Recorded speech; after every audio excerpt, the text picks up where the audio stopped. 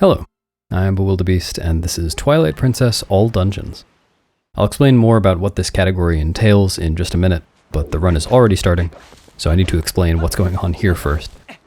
The first thing I'm going to do is get to the nearest place where I can void out, because I want to do a trick called Back in Time, which involves voiding out and resetting on the same frame. The idea is that voiding out causes the game to respawn Link, and resetting causes the game to go to the title screen. So by doing both at the same time, I can respawn on the title screen with all of the things that means, which I'll explain in a sec. So I'm carrying this rock over to the gate, and I can use the rock to side hop into the gate, then I can bonk out to the other side, do a little setup, and reset on the same frame that I void. So now I'm on the title screen. I'm going to void out one more time, just to get rid of that little splash screen that says the title of the game. And now I can press start and actually pause the game and make a save. I reset after making that save. Now I can load the save and continue on with the rest of the game from there. And the reason that I did all of that is that title screen Link has a small amount of game progress that it'll be useful to start the speedrun with. I'll explain while I go get the lantern. He's already completed Ordon days 1 and 2, meaning I don't need to herd the first 10 goats or get the fishing rod or slingshot. As you can see, he has the Ordon sword, Hylian shield, and hero's clothes, and although those don't actually appear on the pause screen, they are all usable. And finally, the Back in Time save already has the flag set for having tamed Epona, which is supposed to happen later on in the game. I'll be using Epona a little bit in this run, but the real reason that that's important is that Epona being tamed is what allows you to wrestle Bo for the iron boots. So I'll be able to do that right near the beginning of the run instead of having to come back to Ordon later on after Eldin Twilight. There are 3 main applications of Back in Time that we see in Twilight Princess speedruns, and conveniently for commentary purposes, this category uses each of them once. So we've just seen the Back in Time save at the beginning of the run, and later on we'll see the other 2 applications. Anyway, now I just need to take care of the few remaining Ordon tasks that the Back in Time save didn't skip, so I'll head over to the entrance to Forest Temple to save Tallow, herd some goats, become a wolf, all that good stuff. And there's just some rolling going on here, so I'll take this time to explain what exactly this category entails. It again is all dungeons. There are 9 dungeons in this game, and I need to beat all of them. That's Forest Temple, Goron Mines, Lakebed Temple, Arbiter's Grounds, Snowpeak Ruins, Temple of Time, City in the Sky, Palace of Twilight, and Hyrule Castle. The definition we use for beating a dungeon is reaching the save prompt that pops up after Link has exited the dungeon, which doesn't necessarily mean beating the boss or mini-boss, as we will see. There's also no requirement that I beat the dungeons in any particular order, though despite the fact that I can do several of the dungeons out of order, it turns out to be fast for this route to do most of them in order with just one exception.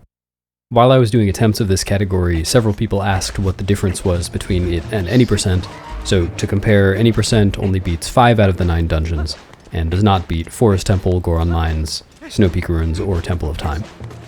Outside of those 4 dungeons, there is a fair amount of overlap between the 2 categories, but even the sections of the game that the 2 categories have in common will involve some different strats and different routing. As a last kind of general note here, if you follow this category at all, you may know that the world record has gone down by about 8 minutes recently. This run is the current world record, so we'll get to see all the new stuff. Alright, so as you may have guessed by now, rolling is the fastest form of commonly available movement, at least as human. So I've just been rolling everywhere, and especially when rolling up a slope like this, I'll be trying to chain rolls frame perfectly, just pressing A once every 20 frames. If I don't do that when I'm on a slope, then I'll lose a pretty significant amount of speed in between rolls.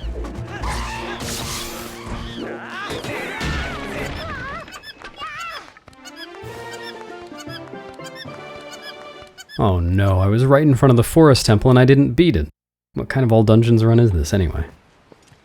Well, as a silver lining, saving Tallow will let me progress with the game, so I guess that's fine.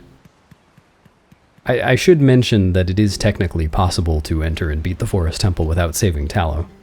It's just a slow thing to do if you're also trying to beat the rest of the game.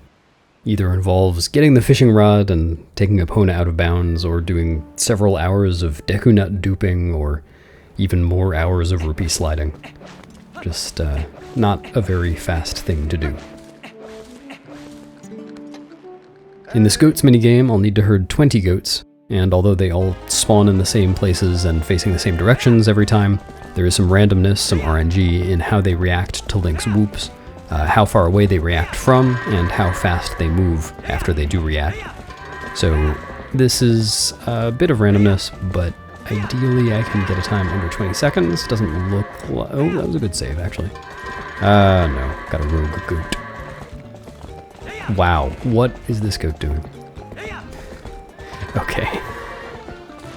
That's not a very good goat's time. But it could be worse. There's a general plan I go into the minigame with, but with the random elements, it doesn't always work out.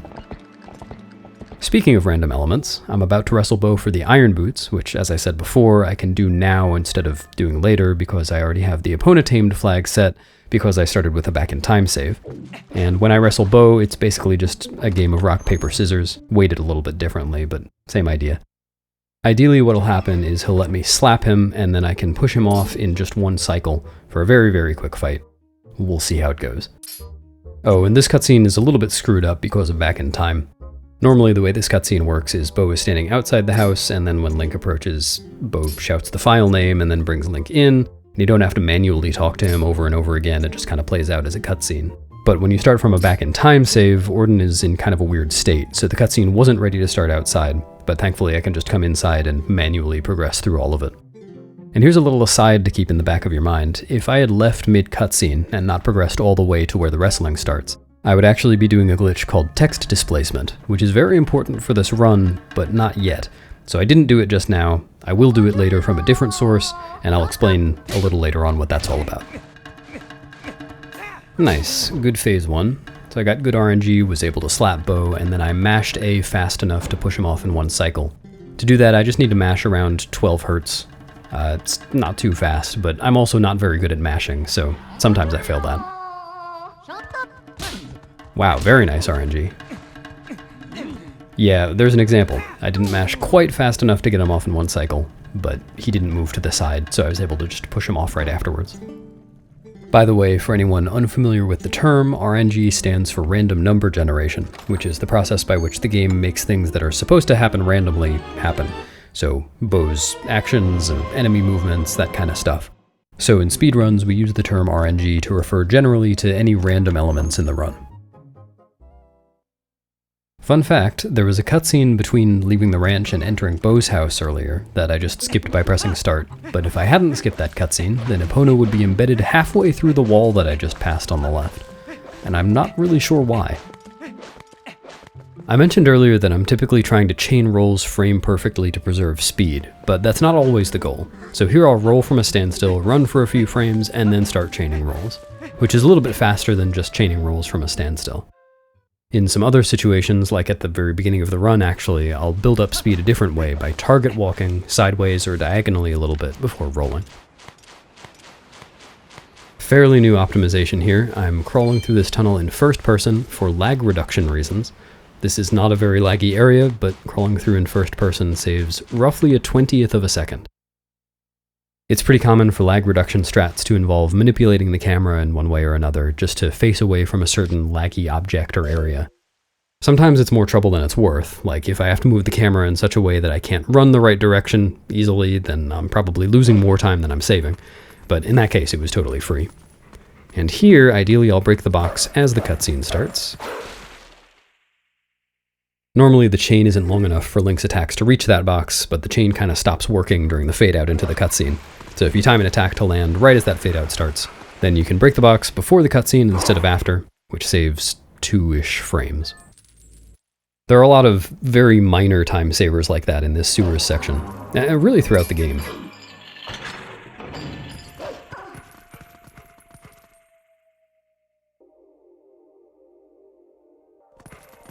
There's another very minor time saver here, but I probably won't get it.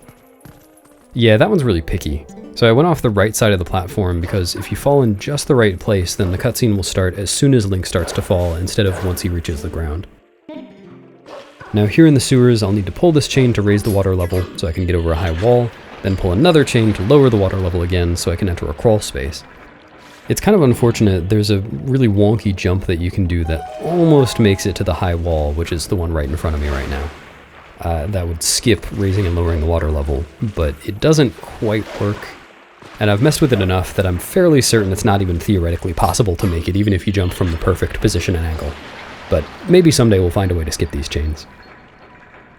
Coming up now is a very clear example of a bit of tech called a dash cancel. I'll dash with A and then press B right afterwards so the dash is interrupted early, and then as you could see I was able to dash again right away on the ground.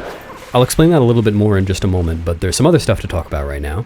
Here I'll try to talk to Midna from outside her cutscene trigger range, and then run into the cutscene trigger. That just shortens the time between her first two text boxes, and it's also technically text displacement, the glitch I mentioned while talking to Bo. Missing that jump wasn't actually a mistake. It's needed in order to get the Z prompt to show up for the Midna jumps here.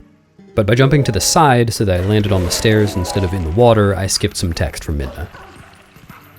One other minor time saver relevant here is the one framer, which generally refers to times when there's one frame where an input can do something between two periods where it can't. In all but one of the places where Midna has text boxes before a Midna jump, there's a one framer where an A input will make Link jump before Midna flies away, saving a second or so. Here's an example coming up. Here's some Midna text, and if I press A on just the right frame, nice, there it was. Now if you look at the input display right after this load zone, I'm going to press start twice and then A on the very next frame. That was actually another one framer. There was a cutscene right after that load zone, and then after I skipped the cutscene there was supposed to be some Midna text, but on the one frame in between the two, right after I had pressed start the second time, I input a jump attack and got out of the Midna text trigger. As I make my way over to Zelda now, we see some examples of dash cancels using jumps, like right here. This is basically the same thing as the dash cancel we saw back in the sewers, and the idea is that as long as you can interrupt a dash within 10 frames of it starting, there's no cooldown on the dash that follows it, so you can dash again right afterwards. The most common methods of dash canceling you'll see in speedruns are with B attacks and jumps, the two I've just pointed out. Technically, you can also get dash cancels by bonking, taking damage, or a few other methods, but those tend not to be very fast.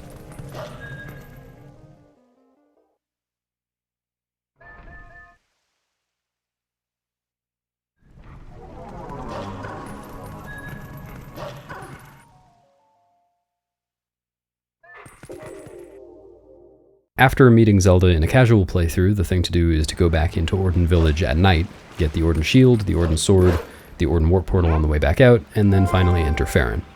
That sounds kind of slow, so I'd rather not do all of that, and as a matter of fact, I can't do all of that. The back-in-time save I made at the beginning of the run actually makes it impossible. So what I'm going to do instead is lure this Bulblin that's over in this area, way over in this area, sometimes he's a lot closer, it's just RNG.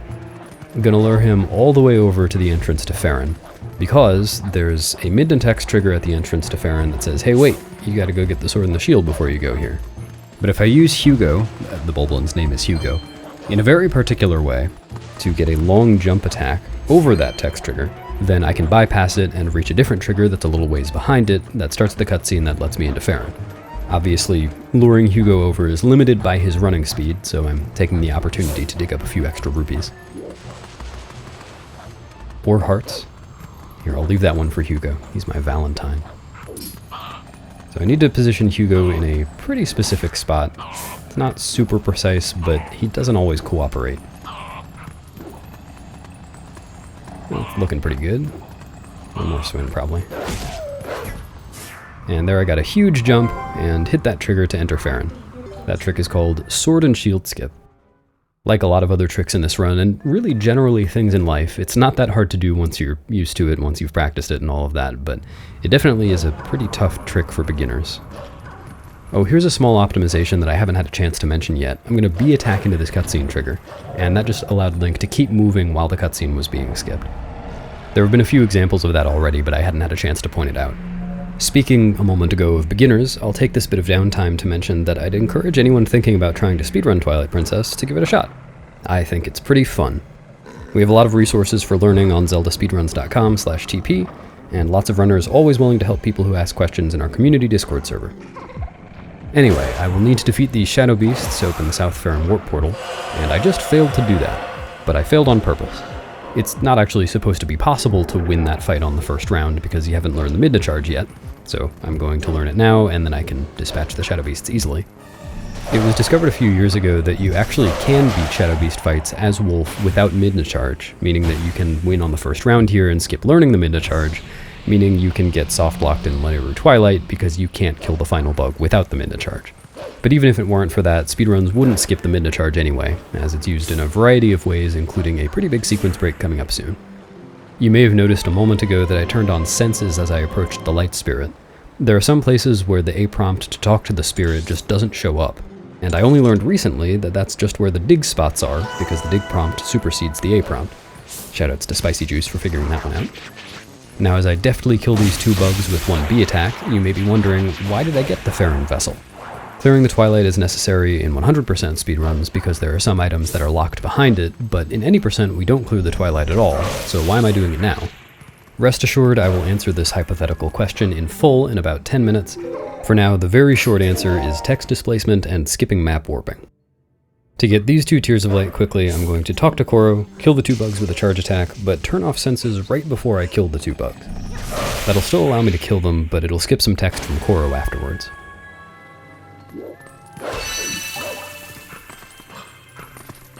You may have noticed that before I entered Koro's house, I killed 3 bugs, but didn't collect any of their tears. The idea behind this is that it takes a little bit of time to wait for the bug to die and explode and for the tear to become collectible, so in some cases it makes more sense not to bother collecting the tear at first and just to come back for it later. For reasons as yet unexplained, I'm going to be making an entire second trip through Faron, so I'll collect the tears from these bugs and the first bugs that I killed at that point. Also, I slightly delayed getting to that load zone to make sure that both bugs exploded before I got to it. If I hadn't done that, then the bugs wouldn't have counted as dead, and they would have been alive again next time I got there.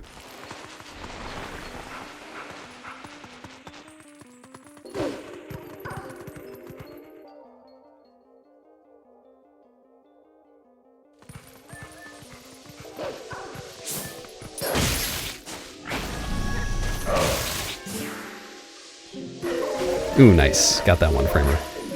I'm not sure whether it's actually true that that jump takes longer than other jumps if you don't get the one framer, but it really feels like it. It won't be convenient for me to get these 3 tiers later on, so I'm actually just going to wait and collect them now. Easily done in 1 jump attack.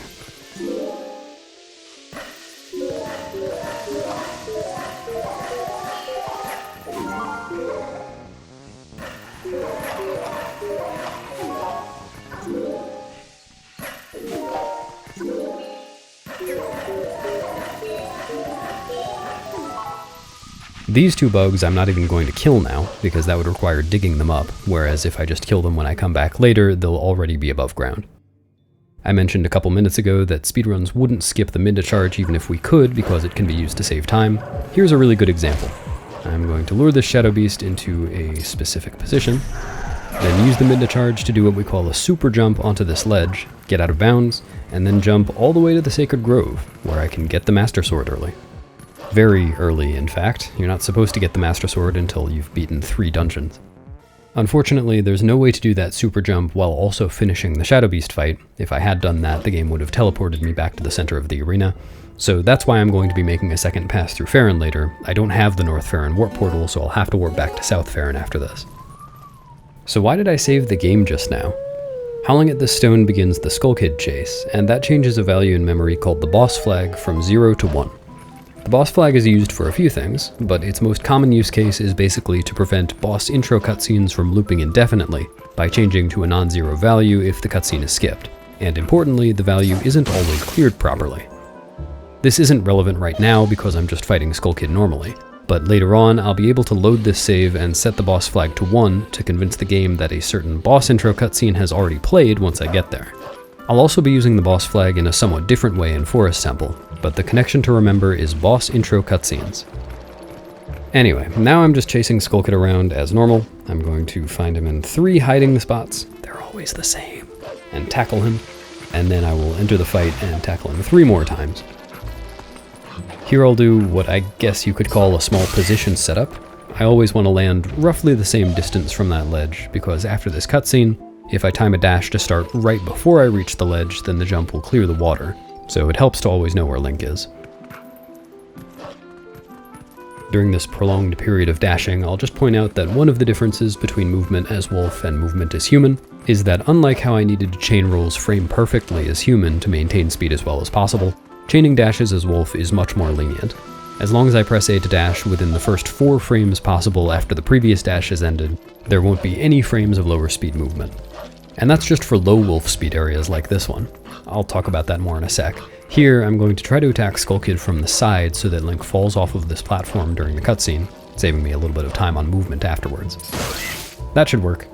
If it worked, Skull Kid won't look up after the cutscene, he'll look level to the ground. Yep, he's looking at Link.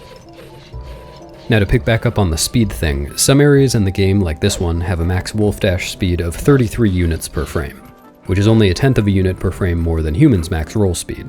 But in larger areas like Hyrule Field, Snowpeak, and the Desert, and Ordon Village for some reason, max wolf dash speed is 45 instead, and dash timing in those areas is extremely lenient, with Link's speed not dropping from 45 for over a second after a new dash becomes available. Wow, that's a lot of rupees. In this part of the fight, I need to wait for Skull Kid to blow its horn to become vulnerable, so I'm spending the time in between horn blows by gathering some rupees. To make Skull Kid blow its horn, I need to kill at least one puppet, and I'm actually going to aim to kill 2 puppets on the same frame if possible. Nice. You could see there was a little bit of a stutter as I killed the enemies. That's normal, that always happens when you hit most enemies in the game.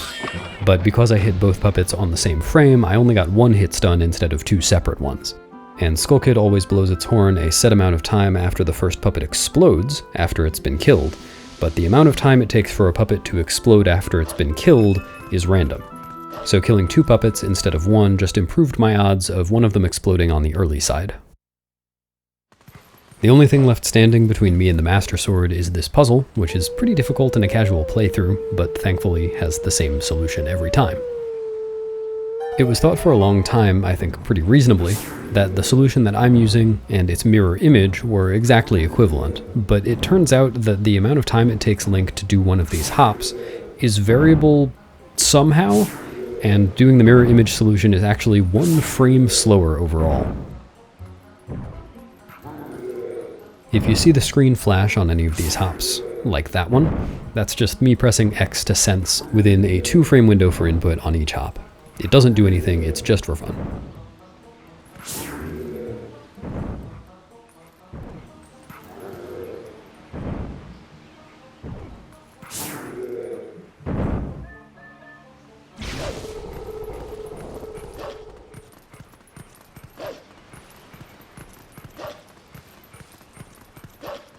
And now I have the Master Sword a mere 22.5 minutes into the run. This saves time for quite a few reasons. First off, I can now transform and warp anytime I want, which will save a lot of time on overworld travel as well as enabling some tricks and routing. Second, the Master Sword deals twice as much damage as the Ordon Sword in most cases, which will save me a little bit of time on combat in the first 3 dungeons. And third, having the Master Sword will let me enter Lakebed Temple without the Zora armor. If you've seen one of my commentated 100% runs, you may remember this, but it's even more useful outside of 100% because in combination with some other glitches, it means that I never need to get the Zora armor at all.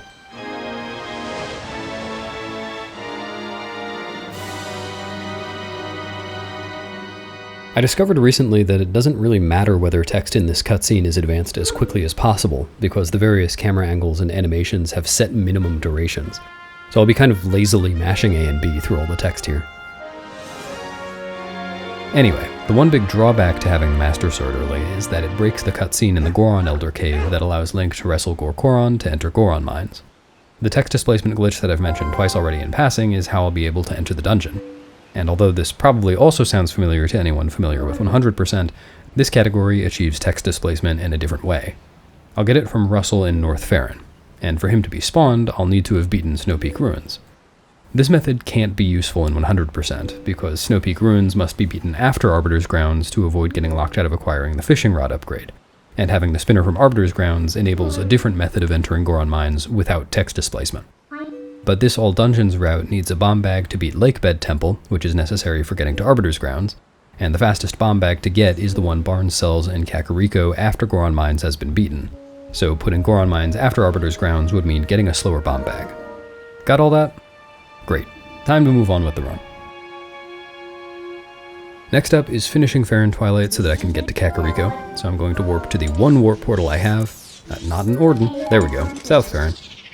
Again, it wasn't possible to actually open the North Faron portal while also getting to the Sacred Grove early, so this is where I'll dash back through Faron and collect all of those Tears of Light that I left. So I mentioned before that any percent doesn't beat Faron Twilight, it's not required, but it is fast for this route for all dungeons.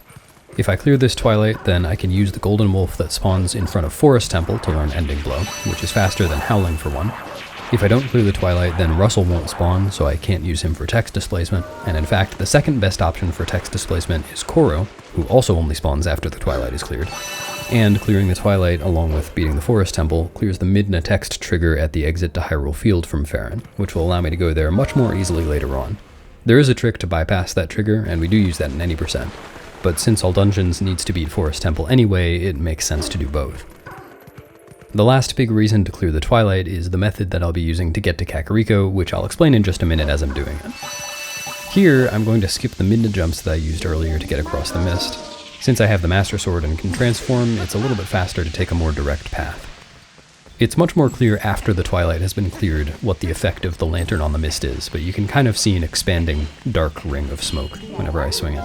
That's the safe zone. And here are the two digging bugs that I skipped earlier so they wouldn't be underground.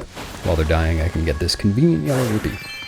In this category, I'll need a total of 420 rupees, 120 to buy the bomb bag from Barnes, and 300 to fix the sky cannon. Here's that North Faron Shadow Beast portal, and I didn't actually explain this earlier. The way to win a Shadow Beast fight is to never leave one Shadow Beast standing, because you'll revive the others. For this arrangement of Shadow Beasts, it's easier to kill one and then two. For others, I might kill all of them at once. The Shadow Beasts at each portal have their own spawn locations and aggro tendencies, so I just follow those. And in any percent, it's technically faster to skip that portal a second time, even after having already done Early Master Sword, just because you never need to warp back there. But in this category, I'll be warping back here, I think 3 times? Here's something that's kind of hard to explain. I'm going to kill these bugs in a specific way so that this fade to black is short. See, I gained control pretty soon after it. For some reason, I think it's based on the camera somehow, but I don't really understand it. If you kill the bugs in a different way, sometimes that fade to black will be like 3 times as long. And I'll want to be human here, so as I was waiting for the bugs to die, I transformed and burned the web at the entrance to Forest Temple to make it a little faster to enter later. Here's a 1-framer. No, I missed it. Unfortunate. This Midna text takes a long time too. I'm going to save warp here anyway, so if I had gotten the backflip on the 1-framer, then I could have save warped midair and skipped the text. Oh well. This save file is the other big reason clearing Faron Twilight was fast. This will be the second function of the back-in-time glitch in this route. To begin, I'll head again to the nearest place where I can void out, which happens to be Ordon Bridge again. From this side, I can do a ledge grab setup to make the frame-perfect reset totally free. But this time, once I'm on the title screen, I'll press A to open the file select screen while voiding out. Then load the file that I just saved after clearing Faron Twilight. This will make the game reload the title screen map, but with the room ID, spawn ID, and layer of the save file that I chose. For most save files, this fails to load the game at all, but a save made in Faron after the Twilight is cleared but before beating Forest Temple, MDH, or Snowpeak Ruins has just the right properties to load me into the King Bulblin 1 fight, which is meant to take place after I've beaten Eldin Twilight and gotten the Iron Boots. This only works because the King Bulblin 1 fight normally takes place on the title screen map instead of the normal in-game Eldin Field map. That's just how the fight works. So for phase 1, I just needed to hit King Bulblin 8 times. The direction he moves is a little bit random, but I got some favorable RNG there. Now phase 2 is meant to take 2 cycles, but if I turn Epona around in just the right place, then I'll be able to hit King Bulblin twice in the same cycle.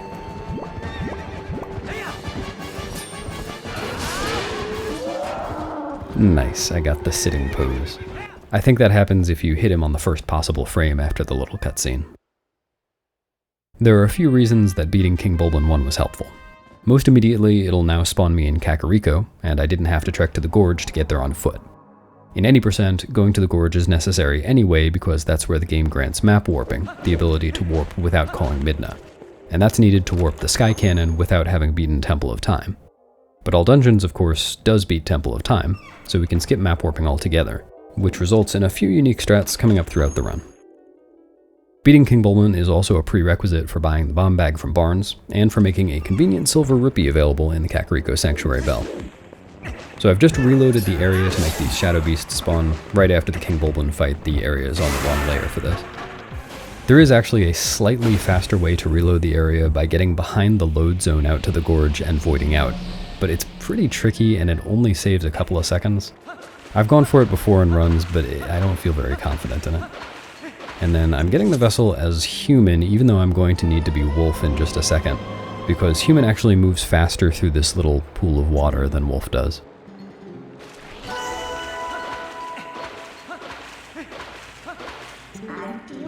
I'm half an hour into the run and I haven't entered any dungeons yet. At this rate, this run's gonna take a while. Anyway, Eldin Twilight begins with a skip. I'm not entering the sanctuary to go down to the sanctuary basement in the normal way. Instead, I'll enter the sanctuary basement directly from the graveyard. I'll kill this bug along the way and collect its tear, since I'm going to be warping back to Kakariko from the basement. And now I can clip into this well with a simple side hop. There we go. The collision there was designed with Wolf Link in mind for obvious reasons. If I move correctly in this room, then I can kill all three of these bugs with one charge attack without any of them scurrying away. Nicely done. And I'm going to collect the tears as human. The owl statue clip to get to the sky cannon early is usually done right before going to City in the Sky, but in this route it's done now, very early on in the run. In a casual playthrough, the way this works is that you move the owl statue after the Skybook side quest and then try to warp the cannon, but Midna won't let you transform because Shad is there, so you can then talk to Shad to make him leave, and then the cannon can be warped normally. The clip I just did skipped the Skybook part, and then I tried to warp the cannon and was stopped because Midna said Shad was there, as expected, even though Shad isn't actually there yet. This sets me up so that later, after I've beaten Temple of Time and Shad actually is there, I can just do the normal next step and talk to him to make him leave so I can warp the cannon. And the fact that that works and skips the part where he repowers the Dominion Rod and sends you on the Skybook quest is kind of miraculous. And the reason that all of this is relevant to skipping map warping is that in a category like any percent where we don't beat Temple of Time and Shad never appears there, the only RTA viable way to warp the cannon anyway is to use map warping. Alright, back to the actual Twilight. I manipulated the bug in this room to come down to me so I didn't have to go up to it very fast.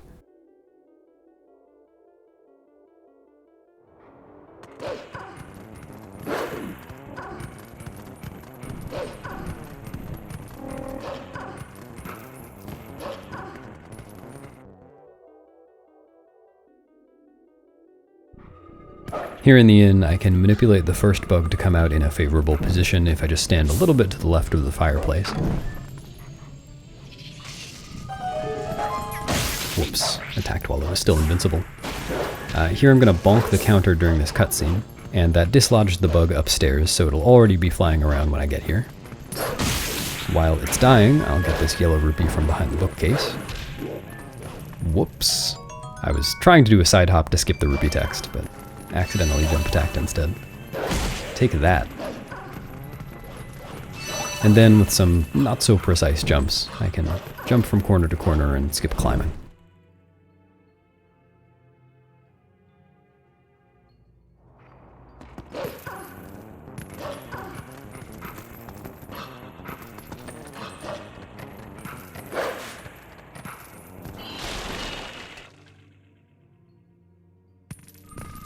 This room looks nice when it goes well. I'll kill the bug into the corner and then push it out a little bit so I'll be able to jump attack from the corner and collect its tear. Collect the rupees while it's dying, and get the tear on the way out.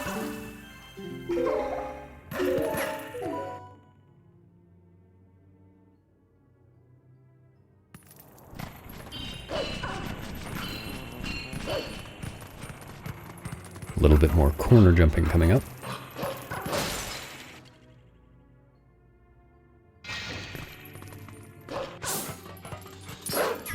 Jump attacking the bookcase from where I just did always puts the bug in this corner, which is great for collecting the tear while exiting the room. Now here's a trick called Bomb House Skip. If I chase the bug out here normally, I couldn't catch it before it enters the building, and I'd have to go in myself and blow the building up, which is pretty slow. But if I do a somewhat precise jump across this gap, I can be pretty close to the building when I trigger the bug, and catch it before it goes in. Conveniently, this deactivates the load zone in the crawl space and makes these tears collectible. There is a much easier way of doing this as human, and although I usually do the wolf method because it's a little bit faster, the human method actually isn't viable for this route because it requires a boomerang LJA, and I don't have the boomerang yet.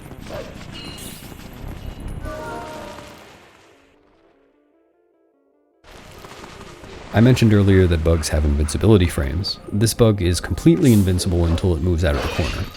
If I stand right here and block the bug, then it pretty reliably moves out to the center of the room. But if you don't do any minute at all, then the bug will often just run in circles in the corner.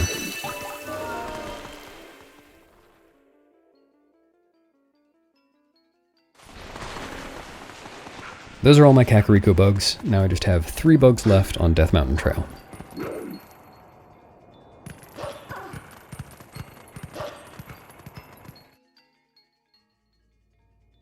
Here's something that doesn't matter very much, but is kind of neat. I'll release L during these Midna jumps, and that'll make the camera orient itself to face the direction that I want to go. Very helpful. And coming up is another tiny piece of speed tech.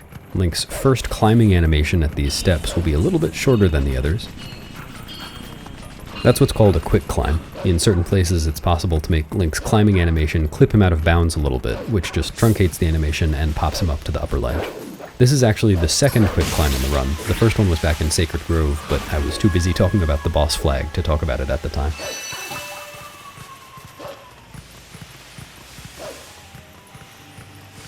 Jumping down the upcoming set of steps is a little bit awkward for dash management, so I'm just going to be careful to only dash when I know I'll get a dash cancel, so I never have to be moving at a slow speed. Here's the first Shadow Beast fight with 4 Shadow Beasts, and while it might be a little bit faster to kill this lone Shadow Beast and then the other 3 together, it doesn't actually matter because this area is governed by a steam cycle you'll see in just a moment I'll have to wait on. For a TAS, it's just barely possible to make an early cycle, so for a human it's unfortunately not viable.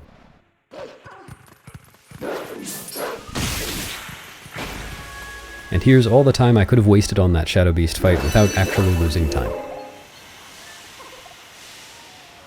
Just a few seconds.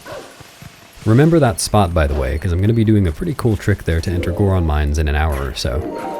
If I wanted to, I actually could do that trick right now and get up to the Goron Elder Cave early, and in fact, Goron Mines RTA speedruns, where the only goal is to beat Goron Mines, totally skip Eldin Twilight now with this trick, but since I need to beat the rest of the game in this category, I'll need to beat Lanayru Twilight, and that means that I need to beat Eldin Twilight. I guess I should shout out the All Fused Shadows category as well, which is very cool, and which beats Goron Mines in the middle of Eldin Twilight. Anyway, having completed this Twilight in a casual playthrough, I would go tame Epona and get the Iron Boots and fight King Bulblin, but I already did all of that because of the back in time save, so I can just warp to Faron now and go to the Forest Temple. Finally, nearly 40 minutes into an all dungeons run, I will enter a dungeon. As a matter of fact, I could actually have come to Forest Temple in the middle of Eldin Twilight when I warped away from the Sky Cannon, but that would have made moving the cursor on the map during my warps about a second slower. Before I get to the dungeon though, I will learn Ending Blow, the first hidden skill from this golden wolf that is conveniently spawned just because I beat Faron Twilight, and Link will demonstrate what not to do when being attacked by a wolf. One of my favorite developments in 100% runs in the past few years is that we've gone from only having cool uses for 1 or 2 of the 7 hidden skills to using all 7 of them in various interesting ways to save time. For a long time, we only learned Ending Blow in any percent and all dungeons runs for the very last input in the game. If you don't have Ending Blow, you can't kill Ganondorf. But recently, we found a big skip in Arbiter's grounds that relies crucially on Ending Blow, so even if finishing the game without Ending Blow were possible, it would still be faster to learn it than to skip it. We'll get to see that fun use case in an hour and a half or so, I think.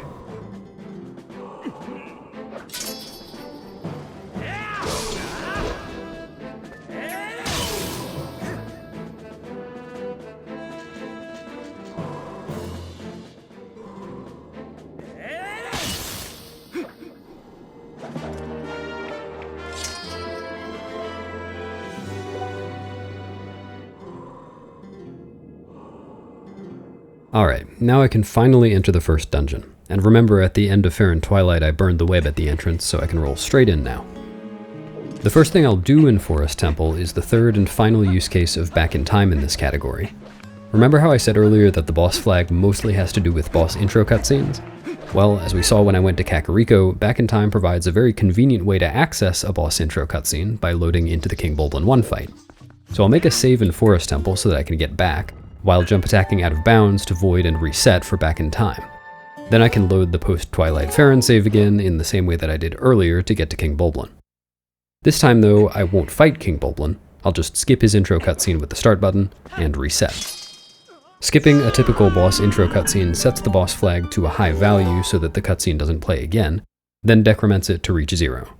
By resetting while skipping the cutscene, I just stopped it at a value probably somewhere in the 20s or 30s before it could reach 0, and now I still have it set as I begin Forest Temple. So what does that get me? The game uses the boss flag in a few ways tangential to boss intro cutscenes, and one is to check whether Link has rescued enough monkeys to make the chain to Ook, the mini-boss. As long as my boss flag value is 7 or higher when I open the North Wing door, I will have 4 monkeys to make the chain, so we'll see that in just a minute. For now, back to the task at hand, I just killed a Deku Baba in way too many sword swings to get its nut to kill this spider. In a casual playthrough, you'd just use the slingshot to kill these spiders, but of course I skipped the slingshot by clipping through Ordon Gate at the beginning of the run. Now with good RNG, it's sometimes possible to just climb past this second spider, but it's facing kind of a bad direction right now. I think I would get caught by it and lose time. So I'll just use this second Deku Baba nut to kill it and climb up freely.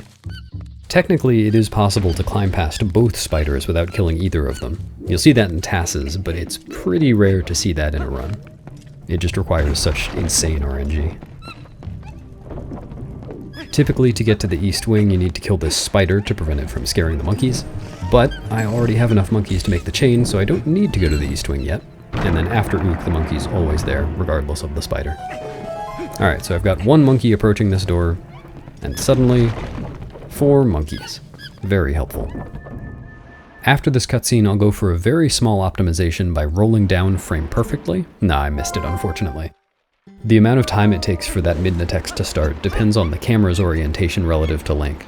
And if I roll downwards on that familiar 1 frame before the Midna text, then the camera is a little bit more favorable and the text comes up 5 frames earlier. Oh well.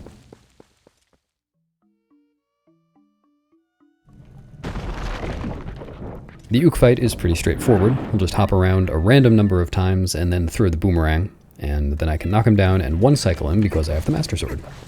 I don't know why I entered first person just then. That was an interesting flub. Maybe I wasn't paying attention and thought I was entering Deku Toad, I don't know. So just a quick combo with the Master Sword ends the fight. That would have taken 2 cycles with the Ordon Sword. Fun fact, the number of times Ook hops is actually not the only random part of that fight. The amount of time he takes before beginning to hop is also random. Feel free to share this fact with your friends and family to dazzle them with your extensive Twilight Princess knowledge. While we watch this cutscene and I save warp to get out of here quickly, one last thing about the way I just used back in time to get monkeys. There are big skips in most of the dungeons in this run, and something I really like about them is that most are done in very different ways. This big skip was a neat memory manipulation glitch, and we'll see one more kind of like it in Lakebed. But we'll also see big dungeon sequence breaks involving game physics related glitches, some stringing together a number of disparate glitches to achieve the goal, and some that can be done with a simple long jump attack, which this is my segue into talking about. When Link is locked onto something, his jump attack speed is affected by what he's locked onto. If it's close by and or over lower ground than Link, a jump attack will be slower, so it's shorter, and Link doesn't go flying past the targeted object. Likewise, if what he's locked onto is far enough away and over ground higher than Link, or over a void, then a jump attack will go much faster. We call these long jump attacks, or LJAs, and because Link automatically locks onto the boomerang after throwing it, the boomerang can be used as a portable LJA device. We'll see one example of how this can save time in a couple of minutes.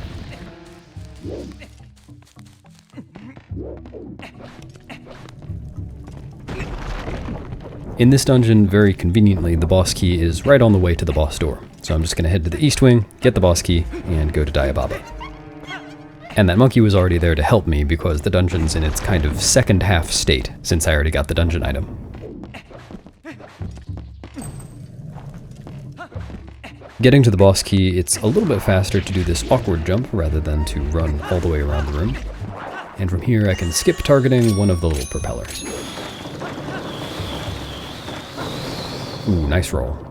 If you do it just right, you can roll all the way to the chest, so you just have to press A after the cutscene to open it, but didn't quite get that perfect roll. And now I'm off to Diababa. Regarding boss keys, there's one dungeon with a boss key skip, but boss key skips in general are impossible in this game, at least with current knowledge. Unlike the 3D Zeldas prior to Twilight Princess, getting out of bounds behind a boss door isn't enough to enter the boss room because there isn't a load zone there, with, again, one exception. Other than that, loads into boss rooms are tied directly to the act of opening the door, so even if I got to the out-of-bounds side of a boss door, I'd still need the boss key to open it. I could do a boomerang LJA here to skip climbing this step, but it actually works out to be slower than just climbing. So we'll see an LJA in the next room. Here's the room where, after I've rescued all 8 monkeys, the monkeys will make a chain to help me get to Diababa. Or I can just do this.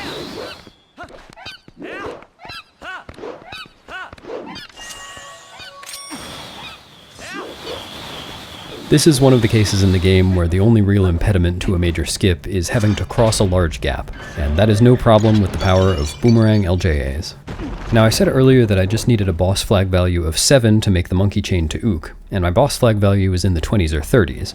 It's now 7 less than that, but that's still non-zero, and that means it has the normal effect of removing Diababa's intro cutscene, saving around 5 seconds. This, by the way, is the reason that when I was setting the boss flag in the Forest Temple, I didn't just load that Sacred Grove save that I made earlier for the express purpose of setting the boss flag. As I said at the time, I can use that save to set the boss flag to a value of 1, which isn't high enough for my purposes in Forest Temple, but will be high enough for my purposes when I want to use it in just a few minutes. Now, you may have noticed I did something a little peculiar during Phase 1 of that fight. I didn't just boomerang bomblings into the side Baba heads, I also collected 2 extra bomblings. This is a trick called Ookless, and I will let it speak for itself for the moment.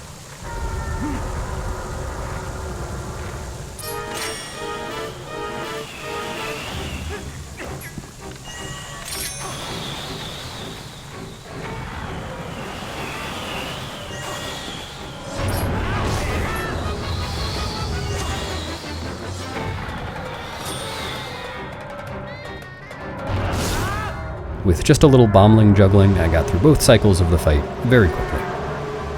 The way that fight is supposed to work is that after Link gets attacked by Diababa's various heads for a little bit, Ook makes an appearance and delivers some bomblings one by one.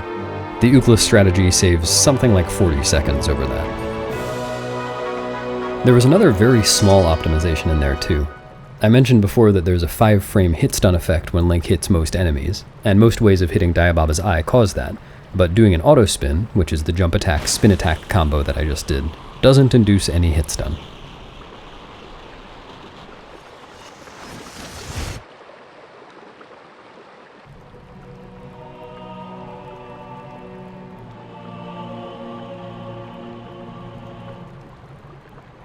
So there's one dungeon down. In terms of routing, it doesn't matter very much when Forest Temple is completed, but the boomerang is very useful, and it's convenient to finish the dungeon while I'm already here to get it. With Eldin Twilight cleared, beating Forest Temple lets me warp the bridge to the Kakariko Gorge, which I have no reason to do in this category, but also removes the Midna text trigger meant to block me from exiting Faron, which will save me some time getting to Lanayru in a minute. I could have LJA'd over the trigger, but now I can just go right through.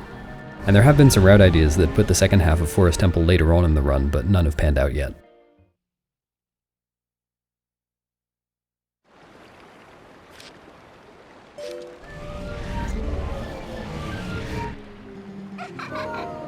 Now I'll head to Lanayru, and to get there quickly, since I don't need to stop for that Midna text trigger, I can ride Epona.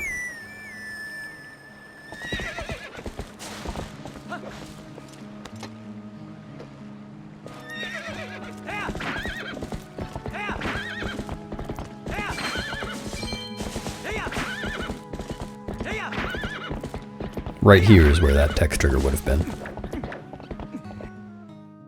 After this load, there will be a couple of bokoblins in my way, and I'm going to quick spin one of them because it doesn't really cost any time, and it's a chance to get some extra rupees, which Link will auto-collect if he's on Epona. No, it doesn't look like it dropped anything. It can drop up to 10 rupees, which can be helpful for the rupee route. Now to start Lanayru Twilight, I need to get to the Lake Hylia bridge, and the way I'm supposed to do that is to ride through Eldin Field, blow up some rocks, dash through a bunch of Lanayru Twilight, and finally arrive there. Oh, I meant to kill Bulblin with a quick spin, but I missed. But it's much more direct to just go through this gate, so I'm gonna. I said I'm gonna. There we go. It's a little finicky sometimes. So now I'm on the opposite side of the Bridge of Hylia from where I'm supposed to be, but that's okay. The cutscene trigger is enormous, and it'll trigger right here anyway. Oh, also the sky is green. That just happens, you know? So after I jump off this bridge, I'm supposed to go talk to Fire, ride the Kargarok up to Zora's domain, and start the Twilight, but I'm not actually going to do that yet. You may have noticed I jumped into the lake as human, first of all. This spawn just happens to be very close to the entrance to Lakebed Temple, and at this point in the game, the water level is just low enough that I can actually sink all the way down there and make it to the load zone, with the help of a pillar to clip me out of bounds. So I swam most of the way to the pillar, but now I'm doing some tap swimming to get all the way there while I'm sinking down. When I get to a certain position, I will call Midna to stop Link's momentum. And now I can clip out of bounds. This clip is actually possible without the Midna call, it's just a bit trickier. Wow, that was an especially tight one on the air meter. It's always pretty tight, but I must not have done my tap swimming very well. So now I find myself in this long, water-filled entrance tunnel where I will surely drown, so instead of drowning, I'm going to save warp. And because I have the Master Sword, save warping will spawn Link on land in the first room. Very, very helpful. But before I load that Lakebed save, here's where I'll use that Sacred Grove save to set the boss flag to a value of 1. All I need to do is howl at the stone to start the Skull Kid chase sequence, and then reset the game.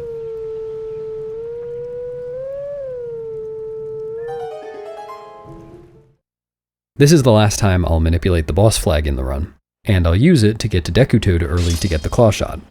There are actually several ways to do that, and this is on the slower side, but the other ways require bombs, or Zora armor, or the ball and chain, and I don't have any of that stuff yet. In fact, I will never get the Zora armor. Hello, purple friend. It is actually possible to clip through this gate instead of opening it, but it's very precise and doesn't save very much time, and in this route I need to go through this door twice. So I would have to do it a second time, and it's just not worth it. Similarly, this cutscene is also skippable, but I would have to do it twice.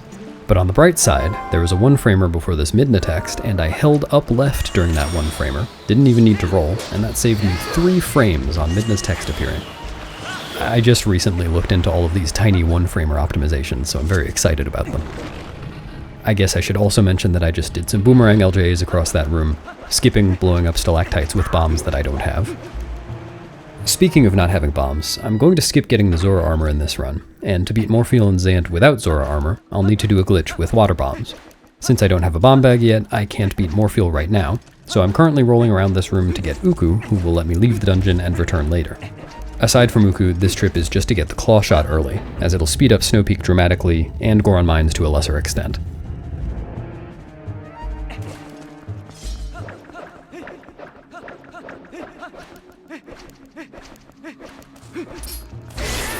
Take that. You'll see why I killed that Tektite in a second.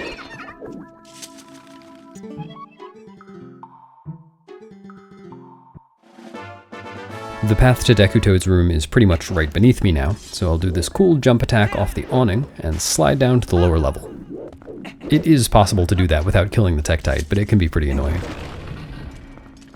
The intended way to get to Deku Toad is to go into the next room, get the small key, backtrack to the central room, go upstairs, use the small key, turn on the water supply, and then come back down and ride these platforms around. I'm not going to do any of that, I'm just going to LJA there.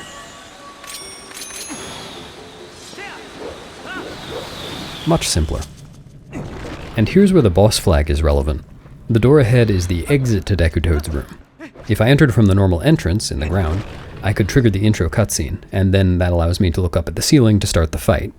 You can't trigger the intro cutscene from this exit door, meaning normally you couldn't start the fight from up here, but because the boss flag is set, the intro cutscene is skipped, meaning I can just look up and start the fight, even from there.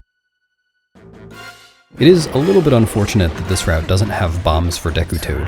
In any percent we do, and there's a really cool trick that you can do to get a bomb into Deku Toad's mouth right at the beginning of the fight using only the boomerang. It stuns Deku Toad instantly, so you don't have to kill the tadpoles and wait for Deku Toad to go up to the ceiling. But it just doesn't work out for this route. Whoops. Alright, I'll do a quick one cycle on Deku Toad. The traditional method of doing that one cycle required all the slashes to be timed pretty precisely, but the newer method that I just used is around 1/5 of a second slower, but much, much easier. It's pretty nice to never fail the one cycle. Oh, also, the one cycle was only possible because I had the Master Sword. With the Ordon sword, I would have had to do a minimum of 2 cycles. Now before I use Uku to leave Lakebed, like I was planning, I'm going to save warp back to the dungeon entrance. Oh, and you'll see that I don't have any save files anymore. What happened there? Saving on an unused slot is very slightly faster than saving over an existing file, so I switched memory cards after my last save warp just to get some extra unused slots. I actually use a memory card with 8 partitions, so I can just press a button to switch cards. Anyway, I couldn't have used Uku in Deku Toad's room regardless, and Ukuing out from this room means I'll Uku back into this room later, and this room conveniently has a chest with water bombs in it, which again I'll need to beat Morpheal without Zora armor.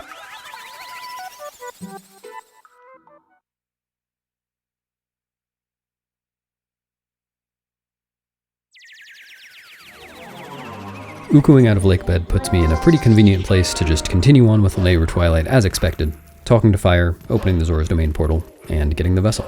Clearing this Twilight is important for getting to the desert and City in the Sky.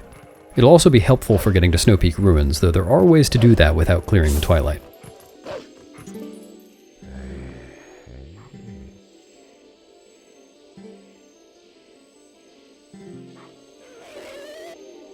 What's that, a customer? Yikes, it's grass!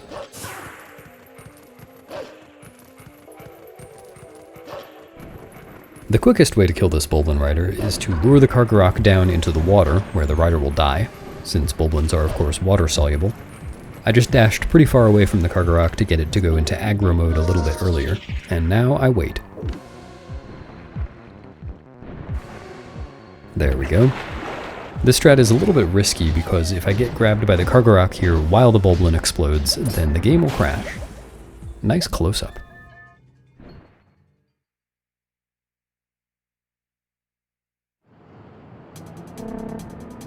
So I'm now entering this flight as human, and if I stay human, then the camera will get pretty messed up, so I'm just going to transform Wolf at the beginning. You can see on the minimap in the bottom left that Zora's River kind of zigs and zags. I could get to the end a bit faster if I could go more directly, so I'll clip out of bounds here, and then pretty much just fly north.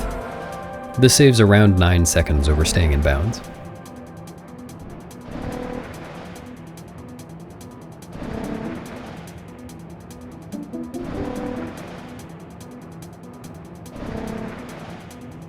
Around here, the game will start trying to course correct the Kargarok and will pull me right a little bit, so you'll see that I'm directing the Kargarok just a little bit to the left. I really am steering using the minimap here. The load zone here is a plane perpendicular to the north-south axis, so I'm just trying to aim the Kargarok north as best I can.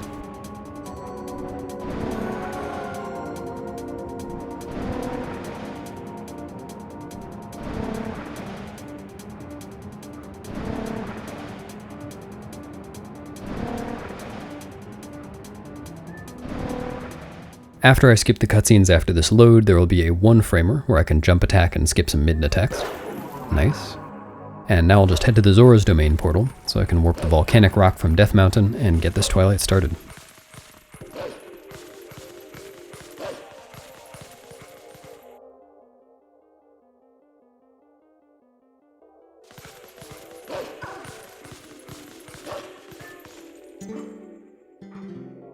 When I first brought up one-framers near the beginning of the run, I mentioned that there was one instance where there's no one-framer between Midna text and a set of Midna jumps.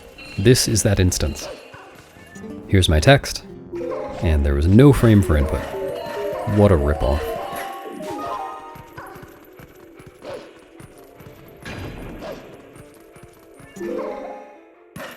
Unfortunately, I'll need to hesitate as these two icicles fall. I could have made it past the first one without getting hit, but Link would have slipped off of the platform afterwards, so it ends up being slower.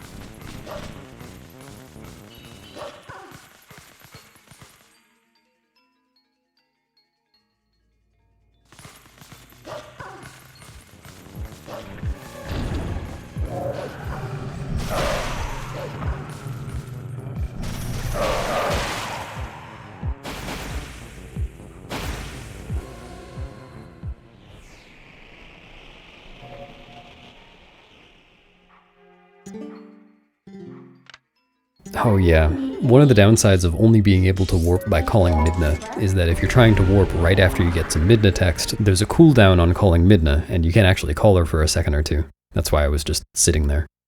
But when Midna is on Link's back like that, it's usually fastest to call her in first person rather than in third person, because it skips a little camera pan. So I sat there waiting in first person. Would you like to guess what happens next? Good guess. I transformed to human while waiting here because I can skip a cutscene as human after I warp the rock, and the warp is a special one that doesn't automatically transform Link to wolf. Oh, here I'll try to roll down to save frames. Nice, got it. That one saves 4 frames on the text appearing.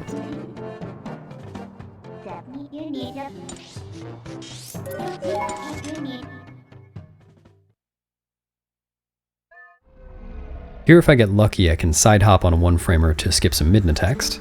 No, missed it. That one comes straight out of a fade to black, so I just have to mash for it. But here, I can skip the Rutella cutscene by just exiting underwater, which the game does not expect you to be able to do. Now I can just head down to Lake Hylia and get the vessel.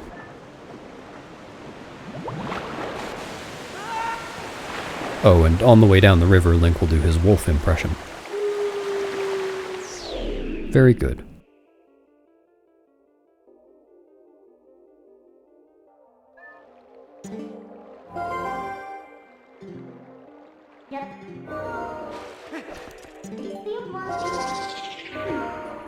Oh, in case you're wondering why I didn't come in here and get the Lanayru vessel right after Uguing out of Lakebed, the vessel isn't available until after the rock has been warped and the water has been raised.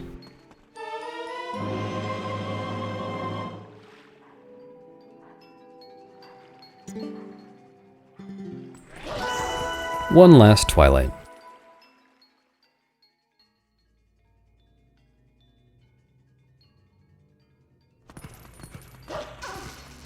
Several of the bugs are in the Lake Hylia area, but the area is pretty big, and it's going to make more sense to do it in 3 trips. So I'm just going to get the bugs on this side of the area first.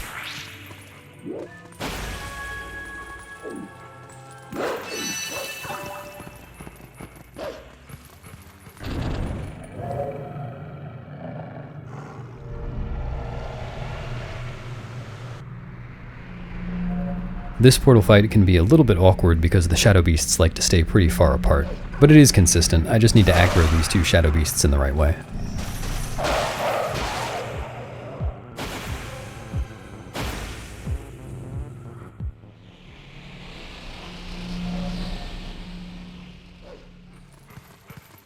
On the stepping stones here, I'll do some B attacks to make sure I get dash cancels at the ledges.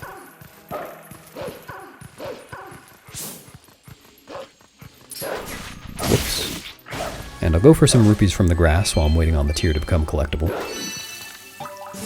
I waited to call Midna there until after I heard the tier collection sound, because otherwise it wouldn't have counted and I would have needed to come back, and that would be very bad. But now I'm heading to Zora's Domain for the long arc down to Upper Zora's River and Castletown.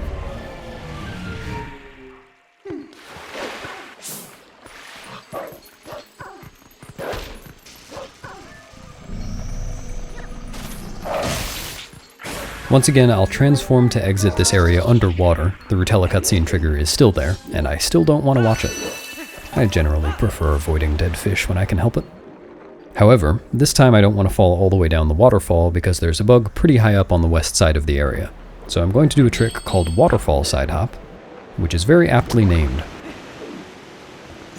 There's a 3-frame window to input that side hop and land up here.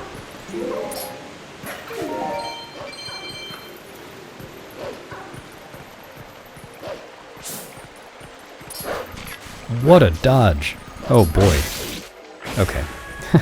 I almost accidentally jumped off there. That would have been pretty bad. There are 2 bugs here at the lily pads, and sometimes they behave. Sometimes. Well, those behave pretty well. And that second one died onto the lily pad, so it exploded a little bit sooner than it would have if it had landed in the water. Sometimes the bugs line up perfectly and you can kill both of them with 1 attack, but it's pretty rare. And I can get some more extra rupees while waiting on this bug. If I get up to 55, oh perfect. Well, there's more free rupees in the next area anyway, but leaving Lanayru Twilight with at least 55 rupees means that I can skip getting an extra rupee later on.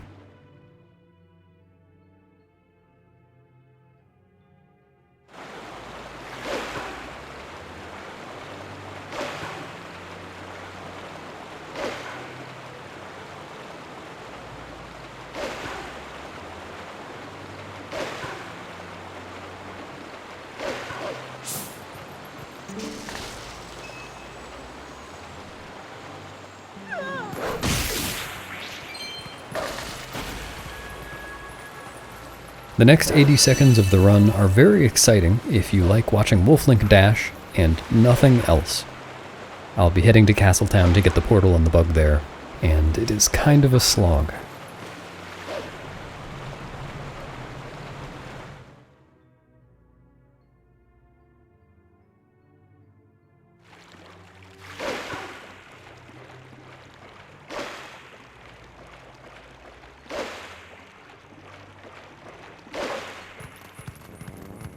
I just panned the camera down to reduce lag a little bit.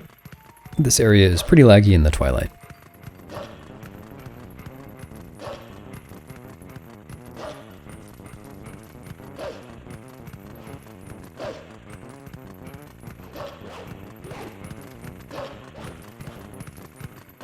Yep, still dashing.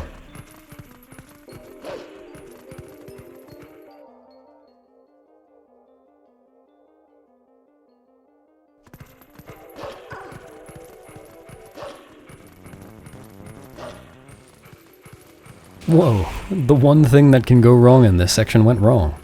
Usually that Bulblin isn't in the way.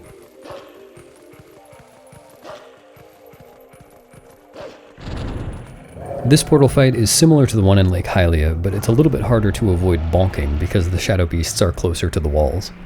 Midna charge attacks always attack enemies in the reverse of the order they were tagged in, so I'll make sure to tag the second and third shadow beasts in the correct order to avoid getting launched into a wall. Well, I did get launched into a wall, but it was after the fight was over, so it didn't matter.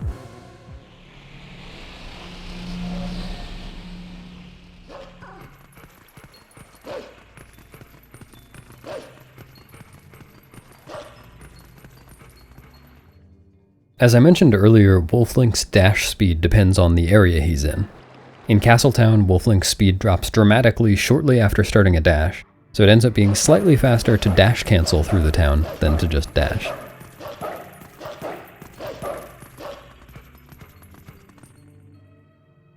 The one bug that I've come here for is just outside of Telma's bar.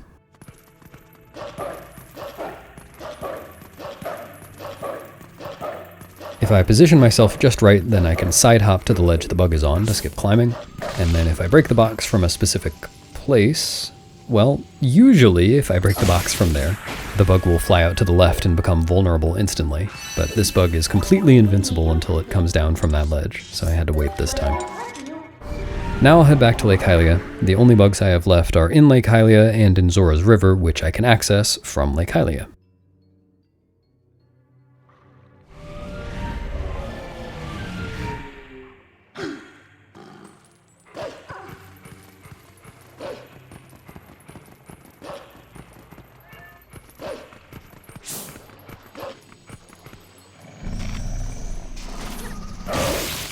Nice.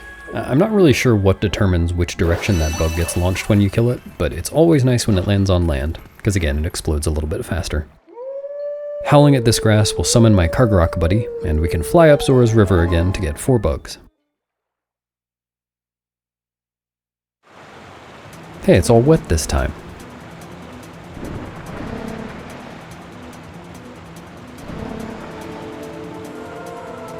The first bug is pretty much straight ahead, but I'm going to ignore it for the time being, because it's faster to cut that corner and let the bug just fly in front of me later on. Thanks, bug.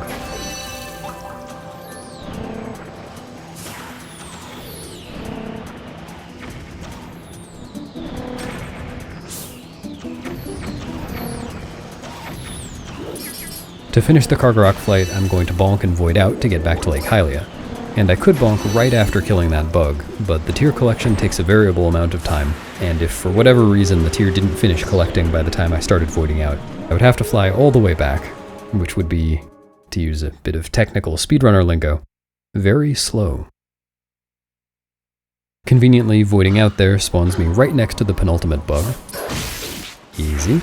And now I just have the boss bug left. The boss bug, unfortunately, being way over there.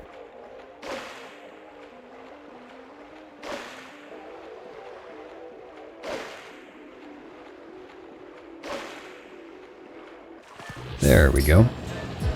The boss bug fight is 3 cycles long. I just need to jump attack it and bite it a little bit.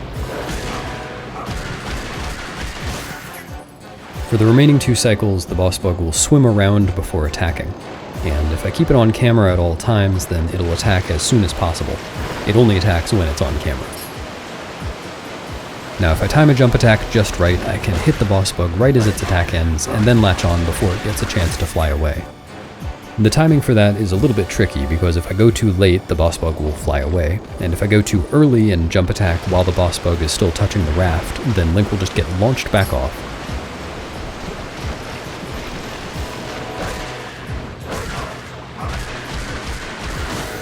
Now I'll just need to use a charge attack to finish the fight, and if I do it in just the right place, Link will bonk on the boss bug, and that skipped the remainder of the charge attack animation.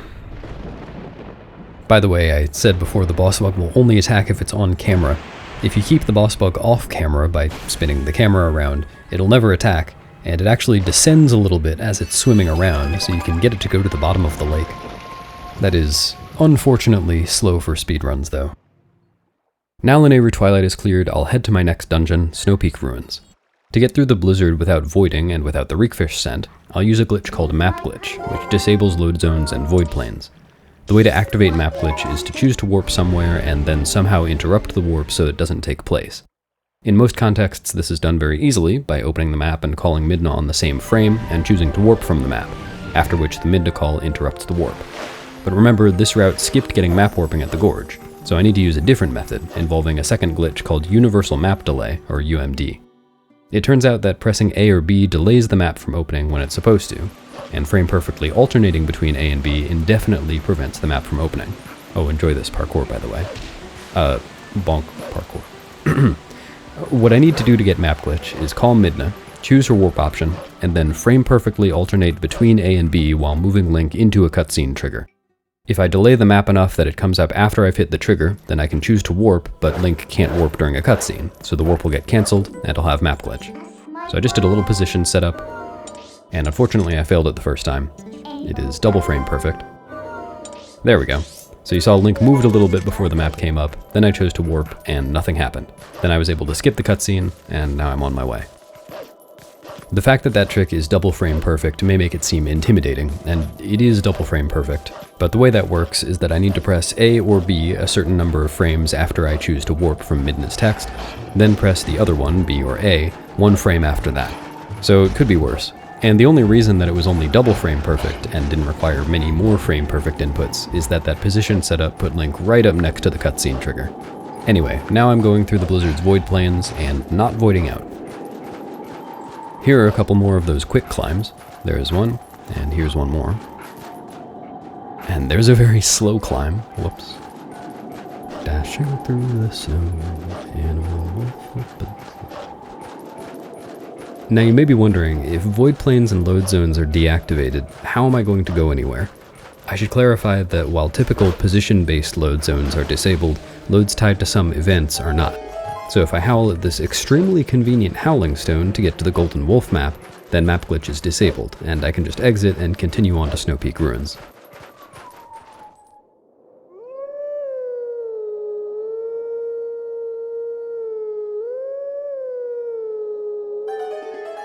Howling again would spawn the Golden Wolf in the Kakariko graveyard, but I don't want to do that, so I won't. And now I'll just head to the connection cave. If I had tried to dig into the cave before howling at the stone, I would have been stuck in the digging animation forever.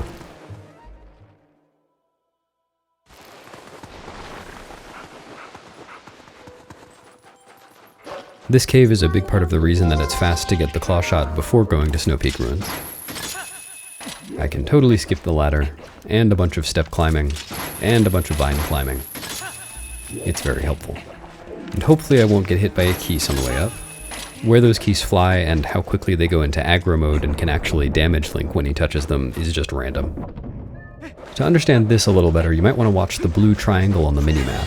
This is where you get the Snowpeak portal, and I don't need the Snowpeak portal. I'm never coming back here after I go to Snowpeak Ruins. So I just did that LJA, and you may have noticed that the blue triangle on the minimap moved right before I voided out. What happened was I LJA'd close enough to Yedo to hit a trigger to reset Link's spawn position, indicated by the blue triangle, to within Yedo's cutscene trigger, past the messenger fight.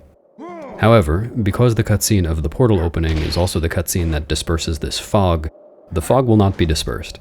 So I need to do what we call blind snowboarding and get all the way down to Snowpeak Ruins without being able to see very far in front of me. To illustrate this, Yedo is supposed to be visible for this whole cutscene. This is kind of subtle. I tried to angle my bonk there so that when I side hop down and get on the snowboard, Link will be getting on the snowboard from about as far away as possible. That was pretty good. Link's initial speed on the snowboard is determined by his speed during the animation of jumping onto the snowboard, and that in turn is determined by how far away he is from the snowboard when he jumps on. I can cut a corner a little bit here, save a little time. There are really only one or two parts of this course that the fog makes much more tricky. Also, you'll notice I'm doing a lot of jumping. Snowboarding speed fluctuates on the ground and is usually a little lower than the max speed of 70, but jumping locks the speed, usually at 70, and quick spins increase the air time. That doesn't actually speed up the snowboarding very much, but it is pretty fun to try to get 6 quick spins in one jump. Here's the kinda tricky part, but I can use a mountain in the background as a visual cue. This is the faster shortcut path. Oh yeah, in addition to the fog still being here, the rupees unfortunately aren't, for the same reason. I should at least mention, I suppose, that if you look at the minimap, I could have jumped straight from that bulbous section on the right to the end of the course. However, the only way to do that without voiding out is to use map glitch again. And if I had used map glitch, then I would have needed to save warp before entering Snowpeak Ruins to disable it so that I didn't soft lock entering the dungeon. And that would just be slower than taking the path that I did. I got that little health refill before entering the dungeon because I'm going to be taking some intentional damage here, and in Goron Mines right afterwards, and in Lakebed after that. And those pots are pretty much the fastest guaranteed health that you can get. Anyway, Snowpeak Ruins is a very cool dungeon in speedruns. You'll notice that I'm not going to talk to Yeda and Yedo first. I'm in fact going to use a boomerang LJA to skip a big chunk of the dungeon. This dungeon is not very linear, it kind of winds around on itself, so there are a lot of different sequence breaks and ways to get from room to room. I can get down from here pretty quickly with a floor clip and a door bonk. The two are very potent in combination like that. Now I'm in the courtyard where the mini-boss door is, but to get out of this area without a small key, I'll need to do a trick called ladder freezered cancel. The freezered at the top of this ladder is the final obstacle in a cannonball puzzle, and is supposed to prevent me from climbing the ladder by spewing ice indefinitely if it catches Link on the ladder. But if I get it to start spewing ice while Link isn't on the ladder, it just spews ice temporarily instead. To do that, I had to drop off the ladder right before the freezered started to attack, which was frame perfect for the first drop, but a much more lenient half-second or so window for the second drop. Aside from being convenient to the mini-boss room, the top of that ladder was right outside the door to the room with the bedroom key in it. So I'm going to do that trick a second time after I get the ball and chain, but first I'm going to get a small key so I can get back to it easily. Next up is freezer clip. I'll take damage to get some invincibility frames, then use the freezer to push Link through the wall, where I can open the door from the wrong side. This illustrates what I was saying before about boss key skips typically not being possible in this game. Even though I got out of bounds behind the door, I still needed to open it to initiate the load. Here's the Dark Hammer mini-boss fight. I will bait Dark Hammer to throw the ball and chain, ideally towards the dark door, as that's the one that leads back out to the courtyard, which is where I'm going next. And, oops. But the roll stab slightly too early and Dark Hammer wasn't vulnerable yet. The position of the ball and chain on the ground after the fight is determined by which direction Dark Hammer throws it, so throwing it towards this door is just a little bit faster for getting back out to the courtyard.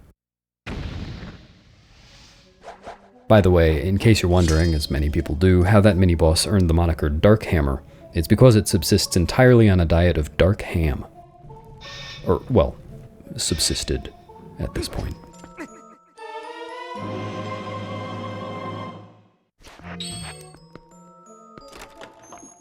Alright, now I'll head back out to the courtyard so I can grab the bedroom key and go fight Blizzetta after a brief stint as a popsicle. The fastest way to get to the bedroom key from here involves a bomb boost, but since this route's bomb bag is only available after Goron Mines, and this route's method of entering Goron Mines requires beating Snowpeak Ruins first, I can't do that, and we'll use ladder freezered cancel again instead.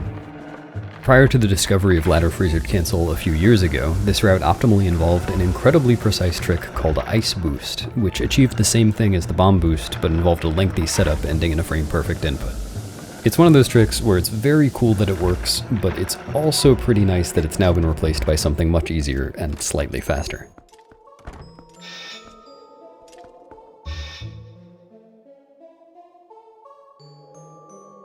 The fastest way to do this room is with bomb arrows, but again, I can't have those yet on this route, so I'll just use the ball and chain. Ideally, I can kill the first 3 Chillfos with just 1 ball and chain throw, if I line up just right. And then I should be able to kill the next 4 with 1 throw. From here, I can just pick off the remaining blue rupee, and then pick off the remaining 2 Chillfos.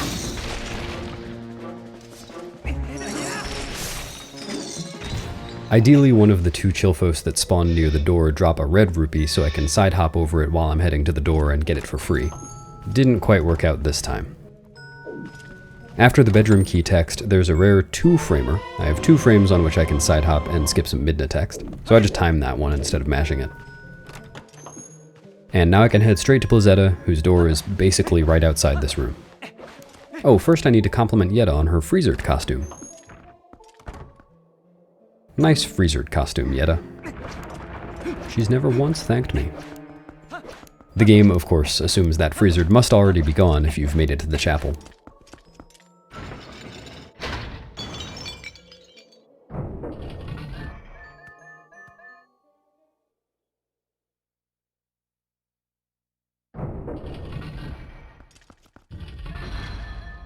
For phase 1 of Blizzetta, I have some rough positioning strats I use. I'm going to start off with a roll instead of throwing the ball and chain, just so Blizzetta bounces in a slightly more controlled manner. But other than that, it's just eyeballing it and hoping for the best.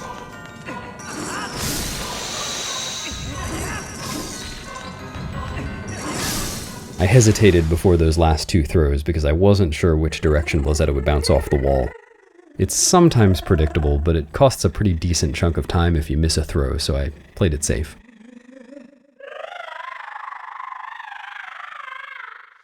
For phase 2, it is fastest to throw the ball and chain up in the air right at the beginning of the phase and break some of these icicles so that fewer of them need to fall before Blizzetta does, but it's a bit risky. You'll see in a moment that the strategy I'm using involves getting hit by one of the icicles for invincibility frames. Fairly often, breaking icicles early will mean that there's no icicle right above Link to hit him, or there's a hole on the opposite side so the icicle that does hit him knocks him straight out of the ring. Anyway, here I'll have the icicle knock Link back into the ring, where I can get behind Blizzetta, knock her directly into the wall, and then deal all 3 cycles of damage in one.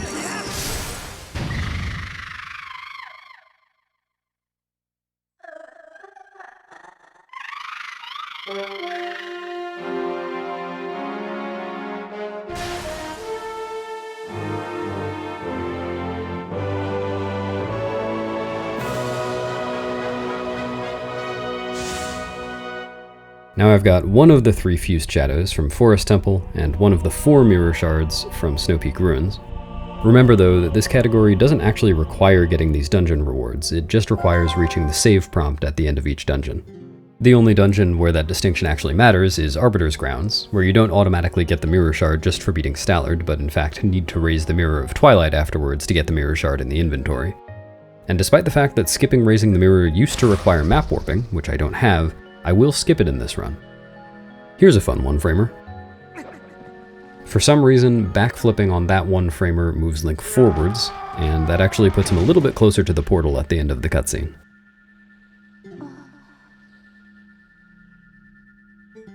Please prepare to look into Eyes of Yeto.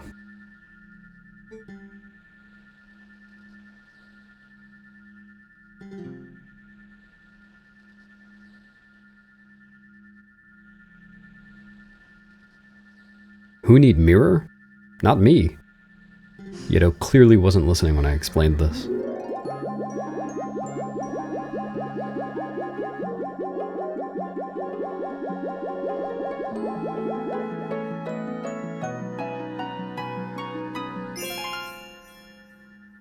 Check out how quickly I can get to the portal after that one-frame backflip. I used to get the Blizzetta Heart container in this category because it's pretty quick, and like I said before, I'll be taking quite a bit of damage around this section of the route. But now I need to manage my health in preparation for a new Death Warp in Arbiter's Grounds, so I'll go with the Lakebed Heart container instead, and then take a reliable damage route between Lakebed and the Death Warp. It's just much easier to manage health over that shorter period of time. So as I said before, this was the only dungeon that I'll beat out of order. Of course I did visit Lakebed, but I didn't beat it yet. So next up is Goron Mines, and to get to Goron Mines, of course, I'm warping to North Faron. Where else would I warp? This is, of course, for the text displacement that I need to enter Goron Mines, so here's where you can finally see it in action. North Faron is in its post-Snowpeak Ruins state, meaning Russell is here to lend me the Golden Cucco to get to the Sacred Grove and Temple of Time. If I hit Russell's cutscene trigger, I'll be forced to advance through a series of text boxes, but because his talk range extends a tiny bit beyond his cutscene trigger, I can stand in just the right place and talk to him from outside the cutscene. This starts his cutscene dialogue, but crucially I can leave whenever I want without finishing all the text boxes. As the dialogue in certain cutscenes progresses, the game basically stores how far into the dialogue I am, then zeroes out those bytes in memory when the cutscene is over. I didn't finish the dialogue though, and so didn't zero out those bytes. So now if I talk to Goron, the game will think that I'm partway through his dialogue already, and I can get to his text box that removes the invisible wall preventing me from getting into Goron Mines, which again, I can't access normally because his cutscene is broken on account of my having the Master Sword already, which changes the state of the Goron Elder Cave. Interestingly, you can only shield that rock if you're facing a certain direction. Anyway, I'll clip out of bounds here and do a trick called Early Elevator, just LJA over to this elevator lobby. This is a little shortcut for exiting and re-entering Goron Mines, which you're only supposed to be able to access after you've wrestled Goron and opened the dungeon. Early Elevator saves a little bit of time over ascending Death Mountain normally, but I'm also trapped behind a Goron now, so I'll need to do a trick called Elevator Escape to get out. If I transform from wolf to human in just the right place, then Link will be embedded far enough into this Goron's push collision that if I roll on the very first frame of being human, not that one, that was not the first frame, then I can actually pop out on the other side of the Goron. This trick is frame perfect and, yeah, unfortunately, kind of difficult sometimes. This trick is, at best, a pretty minor time saver in this category and 100%, but what's really cool about it is that it actually makes it possible to beat Goron Mines before beating Eldin Twilight. There we go. So now, with my text displacement, I just talked to Goron a couple of times, and he's already at the part of the conversation where he gets rid of the invisible wall to open the dungeon, and now I can just roll behind the Gorons and enter.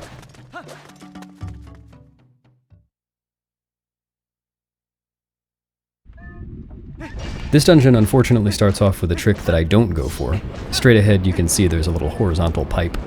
It is possible to jump onto that pipe and make it across without waiting for the lava like I did, but it's very, very precise and it saves very little time, so I don't bother with it.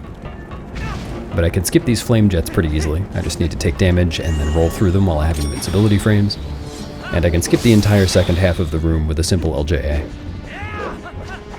Here I'll put away the sword. It's a very small optimization, it just means that I don't need to put it away at the door.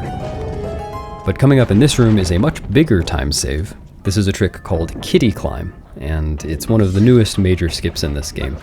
So normally what you would do here is go to the right and get a small key, then go through the small key door you can see straight ahead, and then you go through a couple of rooms, get a key shard, go through a very slow magnetic ceiling room, and then end up at the upper door that we'll be seeing momentarily. Turns out, though, that the invisible wall preventing you from getting on this railing doesn't extend all the way to the end.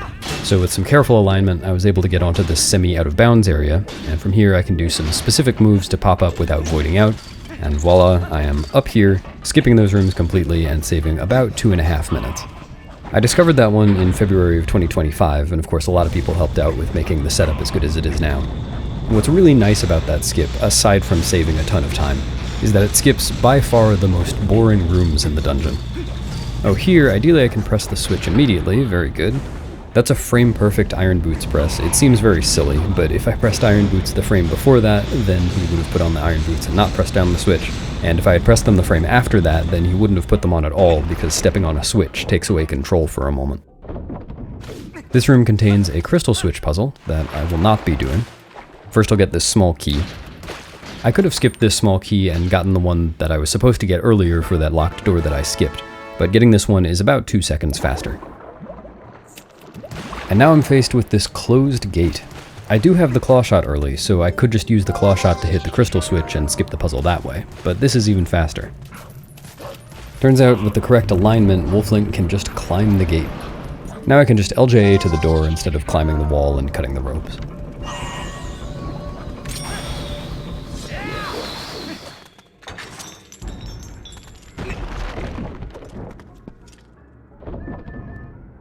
This is the first room in the dungeon that I'll do completely as intended. No skips, just need to get the small key and get to the door. Oh, and the reason that Z prompt keeps popping up is that Midna wants to tell me to get a shield for my own safety. Of course, not realizing that I already have a shield because I got it through the back in time save and it's not actually in the inventory.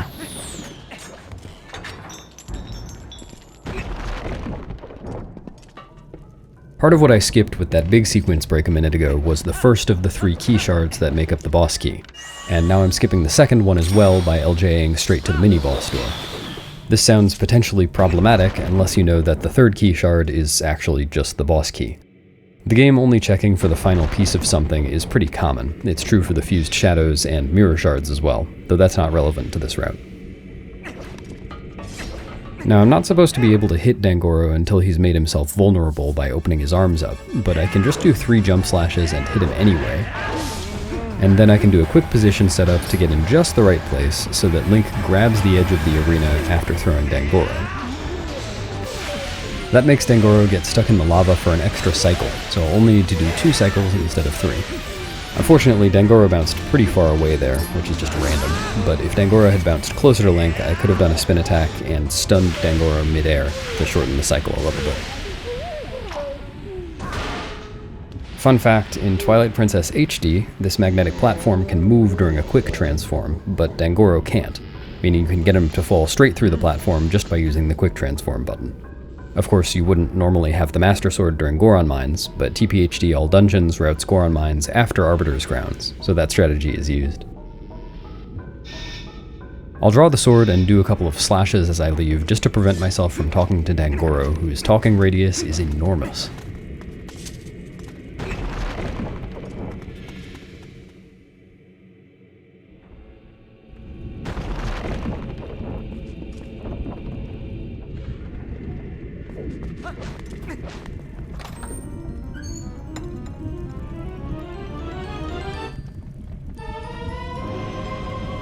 Now that I have the bow, I can finally show off my perfect aim. Close enough. The 3rd key shard, which remember is the only one that matters, is back here, so I'll just need to activate the BMOS, shoot the one BMOS over here, with some actual good aim, and then I can go grab it. This position... yeah, that's what I thought.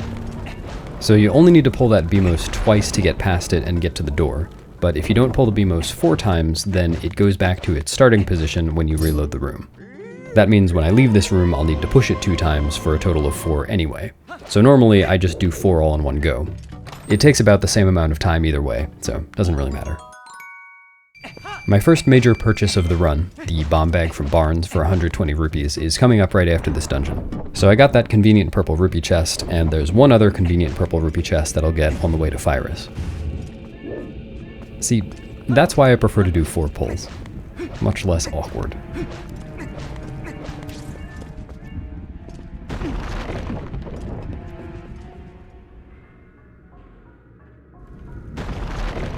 Coming back through Dangoro's room, I will again need to slash the sword to avoid talking to him while I'm rolling.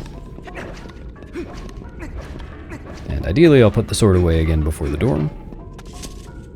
It's kind of tricky to do that while running, but it saves a few frames if you get it right. It's just a matter of quickly releasing the control stick to neutral, pressing A while it's neutral, and then resuming holding up. Now an LJA will take me across this water a little faster than swimming would. And now I'll pull out the boomerang mid-air during one of these jumps. I won't actually use the boomerang here, I'm just going to equip over it, which makes Link automatically put it away while running. If I hadn't done that, I would still have had the sword out, and I would have had to manually put that away. This is the one room in the dungeon where having the claw shot early really comes in handy. I can skip the entire BMOS puzzle and get this purple rupee.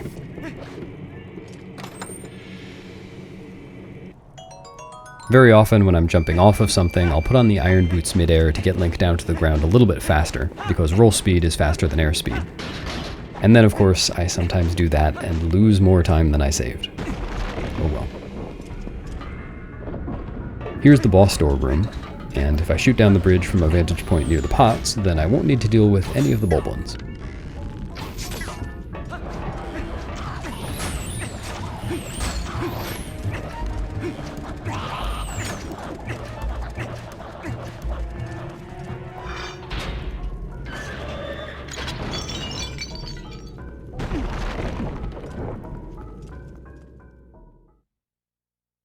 There's a neat way to speed up the Fyrus fight that you will have seen if you've seen my latest commentated 100% run.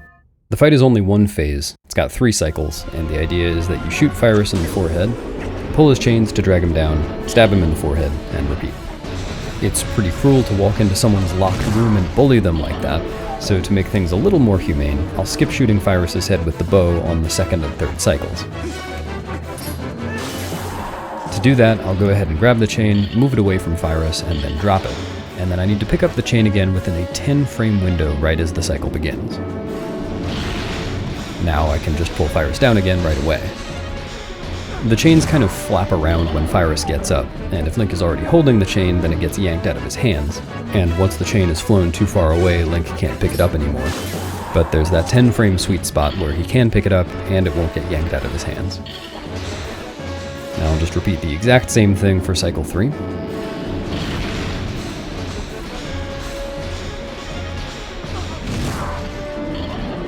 Soon after Goron Mines, I'll be heading back to Lakebed, so I'll go ahead and equip Uku now to force unequip the iron boots so I don't need to take them off.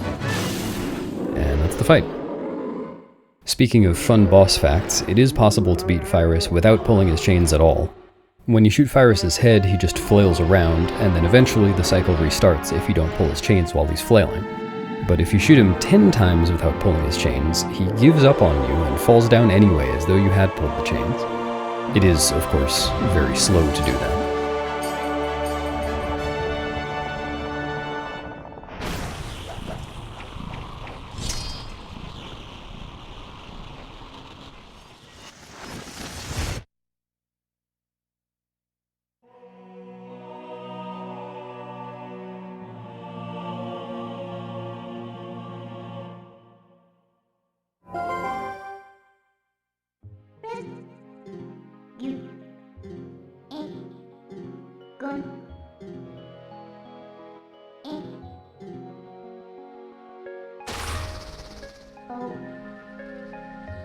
At the end of Snowpeak Ruins, I got to look into Eyes of Yedo, but now I just get to look into the top of Darbus's head. Pretty significant downgrade in my opinion.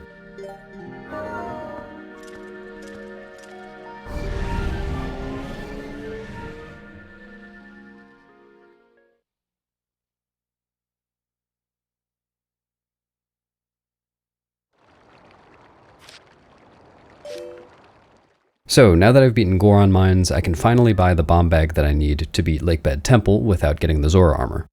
Remember that this bomb bag informed a lot of the routing up to this point.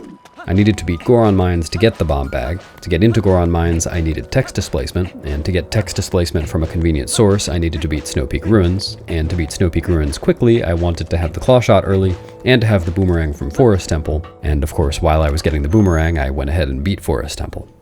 If I had gotten a bomb bag from Iza instead, then I could have done an alternative route, putting Goron Mines later and avoiding text displacement. But getting this bomb bag in a category that already needs to beat Goron Mines anyway is much faster. Now of course the first thing I'm going to do after finally getting bombs is sell all of my bombs. To do the air refill glitch that I'll be using in Lakebed, I need water bombs, and the bomb bag can only hold one type of bombs at a time. So it's convenient to sell the normal bombs, not only because it gets rid of all of them pretty quickly, but also because it gets me some rupees back, and remember I do need to pay for the sky cannon later. So now I'll finally Uku back to Lakebed. The only reason that I left the bomb shop is because you can't use Uku inside it.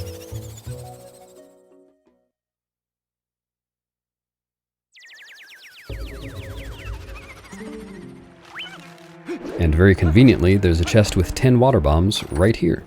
In a casual playthrough, you could just buy water bombs from Barnes, but he only starts selling them after you've gotten the Zora armor, which defeats the purpose for this speedrun.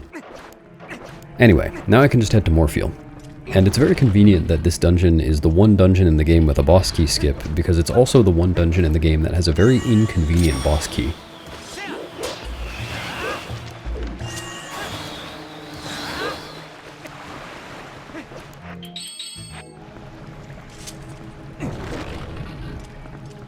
Maybe for once I'll win a game of chicken against this Lizalfos. Nope, couldn't do it. The boss door is in the middle of this room, but because it leads to an antechamber with a normal load zone in it, I don't need to open the door if I can clip into the antechamber. I'll do that by clipping into this staircase railing, and then carefully moving up the stairs until I'm above the antechamber, then falling right in. As I sink into the depths and nearly drown, I'll go ahead and explain how I can beat Morpheal without the Zora armor. Link is only supposed to be able to pull out water bombs while standing, not while swimming. Even the description in the water bomb text box says so. But if I begin pulling out a water bomb while standing underwater with the iron boots, then equip another item over the iron boots to force unequip them, then Link will pull out the water bomb while beginning to swim. Oh, also the Morpheal intro cutscene is going to refill my air. That's important too. Actually, I'll finish explaining that in just a sec. Ideally for phase 1, I'll just land a spin attack on Morpheal's eye, and then right before the mid-fight cutscene starts, I'll pull out a water bomb and begin swimming with it just like I described. So, on its own, this glitch doesn't do much, but when Link releases a bomb, he's put in a state for 2 frames where the game doesn't consider him to be using the air meter, and this refills the air meter. So I can use this glitch to refill my air whenever I need to, but that's easier said than done because I also need to be fighting Morpheal at the same time. Depending on Morpheal's swimming RNG, it's sometimes possible to just refill the air meter once using a bomb that I've already pulled out. We'll see how that goes in just a sec. So to start off phase 2, I will wait until the last moment to release this water bomb, so that I get as much out of my air meter as possible. Unfortunately, Morpheal isn't swimming directly towards me, so I will need to use a second bomb to refill my air meter again. Before clawshotting onto Morpheal, I put on the iron boots, and now after 4 blows, I will force unequip them again, which immediately ejects Link off of Morpheal's head, instead of making me wait for Morpheal to shake him off naturally. As you can see from the air meter, those seconds are precious. So now I've pulled out a second water bomb to refill my air, and I'm heading away from Morpheal because if I swam towards it, it would have swum right above me and not noticed me. It's swimming really high, I think I need to get sucked up, yeah. Morpheal's been very high in the arena this entire fight, which is pretty slow. But given that RNG, I got sucked up there on purpose, so now I can latch onto Morpheal and do the final 2 cycles. This time I'll make sure to force unequip the iron boots at the right time so that I can re-grab Morpheal's eye immediately after ejecting off of it.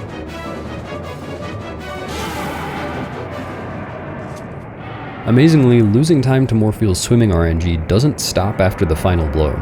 Morpheal's position and trajectory at the end of the fight determine how long this cutscene is, because it needs to bonk at a specific spot at the bottom of the arena for the cutscene to progress. That's the spot, by the way. I could tell based on how the cutscene looked that this one was kinda so-so, not very fast, not very slow.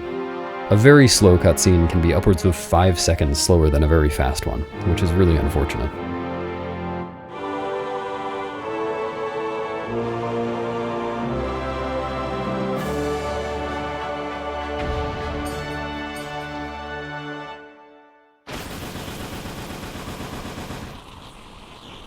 That's 4 dungeons down, 5 to go, and this is a little bit past the halfway point in the run. In the second half, the dungeon order is a little more rigid. Hyrule Castle is only available after Palace of Twilight, and Palace of Twilight is only available after City in the Sky. I could beat City in the Sky before Arbiter's Grounds, but I do need the spinner to beat City in the Sky, so it'll make more sense to beat Arbiter's Grounds first. Temple of Time is the remaining dungeon with the most placement options, but it is fastest to do with the spinner, and recall from my explanation of the Sky Cannon trick that I did way back in Eldin Twilight, that getting to City in the Sky early without map warping will require having beaten Temple of Time first. So Temple of Time will be right before City in the Sky as intended. Some older routes that didn't skip map warping beat Temple of Time after City in the Sky, and Twilight Princess HDL Dungeons beats Temple of Time after Palace of Twilight. But some recent route ideas that haven't gone anywhere yet involve moving Temple of Time earlier in the run. I'll talk about that some more probably after I finish Temple of Time. By the way, while I was yapping there, I did grab the Morpheal heart container. I need to damage down for a death warp in Arbiter's Grounds, and that does put me up at 5 hearts. It would technically be optimal to stay down at whatever I was at, 3, 2 hearts, something like that. But there are a couple of places where it's easy to accidentally take damage, and in this category it's pretty easy to accidentally die in Bulblin camp. So instead of adapting my damage route to whatever health I happen to have after Morpheal, I just grab the heart container, do the same damage route every time, and play it a little bit safe. It does cost a few seconds, but it's much more consistent. Anyway, this is Midna's Desperate Hour, which, as the name implies, lasts 6 minutes. My Midna is broken, and I just need to take her back to the Midna store and return her. Thank goodness I kept the receipt.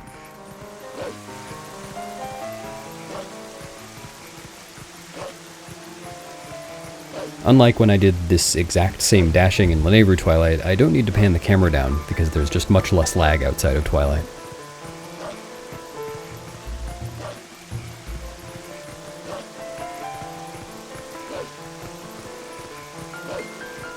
Oh, changed my mind. Not going into Castletown. Ha, fooled you.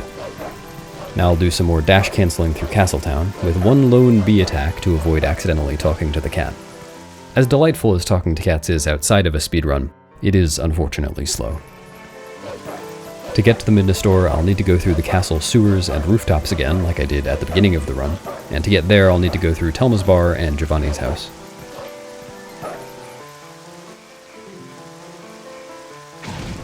Here I can go for a small time saver called Louise Glitch. Hopefully I get it. No, not quite. If I had done that neutral B attack in just the right place, then the camera would have screwed up during this cutscene and would have saved me 1.7 seconds on camera panning. Unfortunately, at dash speed, that B attack is frame perfect, so it's pretty awkward to get.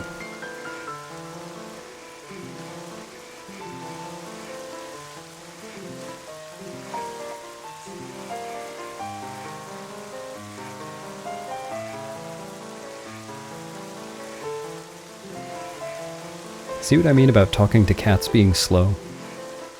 It would be pretty nice if we could find a way to skip that cutscene. Nothing personal, Louise.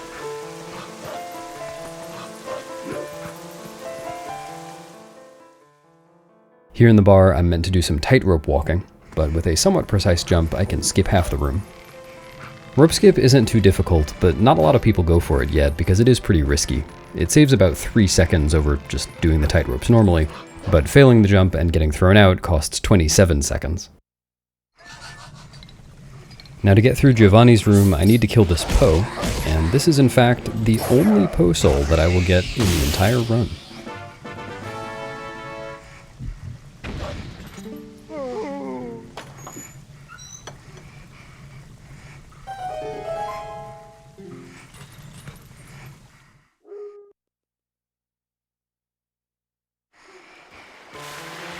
Here's Giovanni's entrance to the Castletown sewers.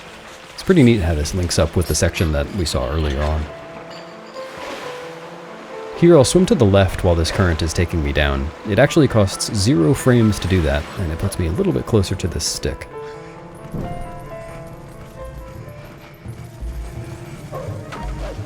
In a glitchless or casual playthrough, I would need to keep that stick in order to burn this web as well, but thankfully I already have the Master Sword, so I can just use the lantern. That saves a surprising amount of time, because Wolf Link moves very slowly with the stick in his mouth, and he also can't climb up to this web if there's a Keese nearby.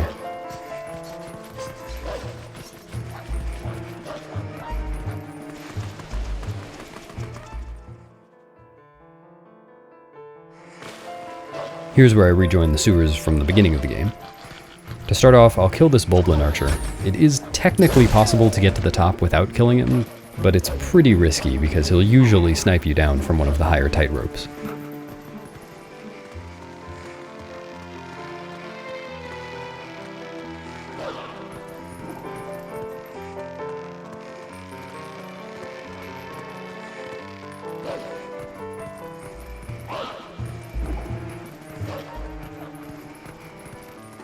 I could jump attack this Bulblin and get off this tightrope a little bit early, but it's pretty awkward for the camera and for dashing. I will do these jumps and jump attack this Bulblin though.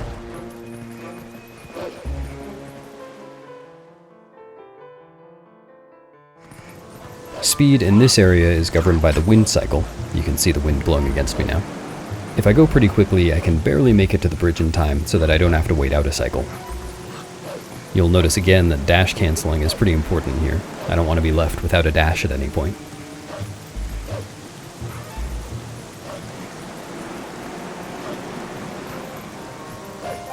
No problem at all. The collision on that bridge is pretty wonky too, so even if you do make the cycle, sometimes Link will just tumble and fall anyway. Thankfully not this time though.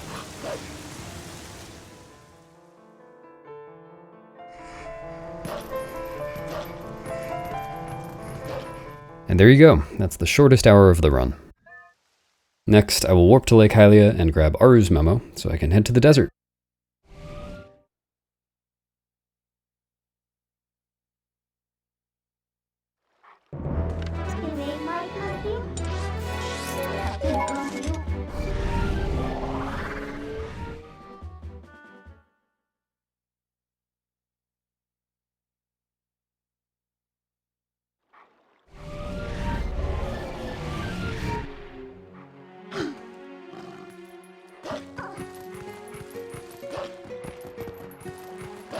This section of the run includes some high-intensity ladder climbing. Look at him go. And here's a neat little jump. It's a very simple and easy jump, but for a long time people did it as human instead, which was a bit slower. Are you prepared for some more high-intensity ladder climbing?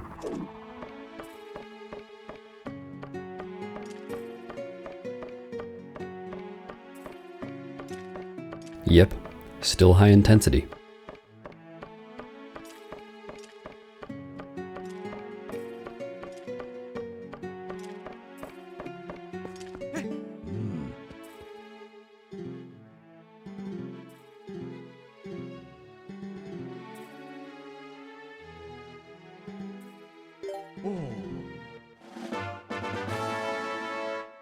In preparation for that upcoming death warp, I'll intentionally take some damage here jumping down from the tower. If I had done the jump slash at the perfect time, I was a little bit off, then that would have cost only 3 frames. Very quick damage.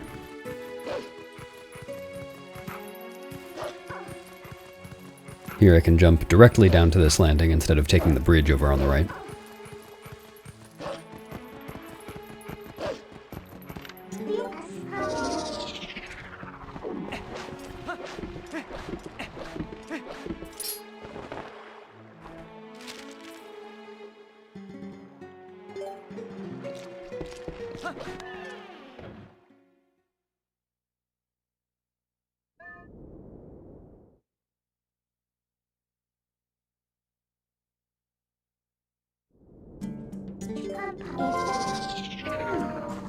Now another quick damage source that I could use is the first Moldorm here in the desert, which can be manipulated to hit Link and deal half a heart. In other categories that need to damage down here, I do use the Moldorm, but in this one I don't. Again, because the Bulblin camp strategy used in this category can get kind of messy, as we may see in a minute. In the meantime, enjoy this nice desert music. I have nothing to say at this part. It's just dashing.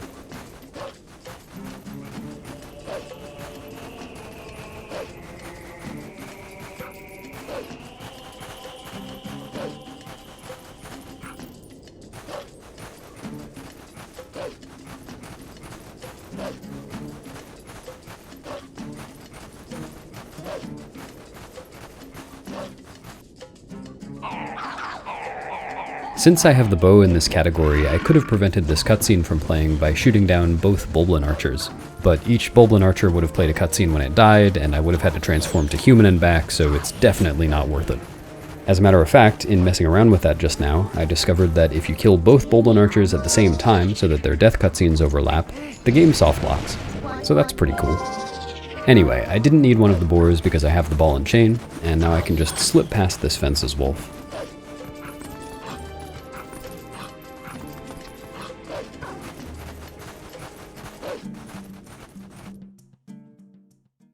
My only goal in Bulblin Camp is to get to King Bulblin 3 in the central hut.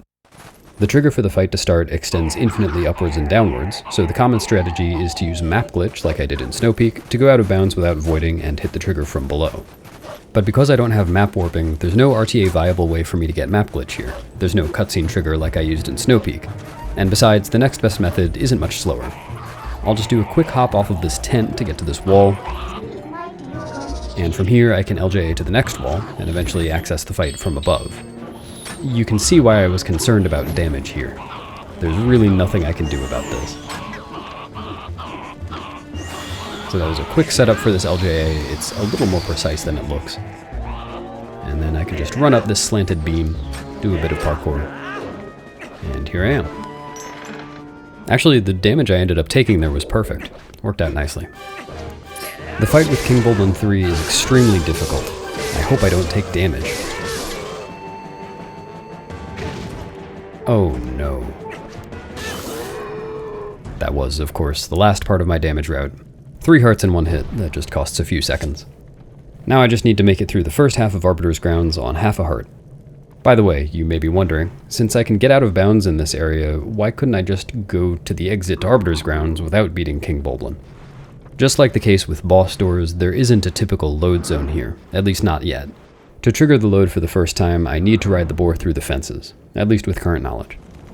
Fun fact, you can stay in this burning building forever, and nothing happens. But please do not try this at home.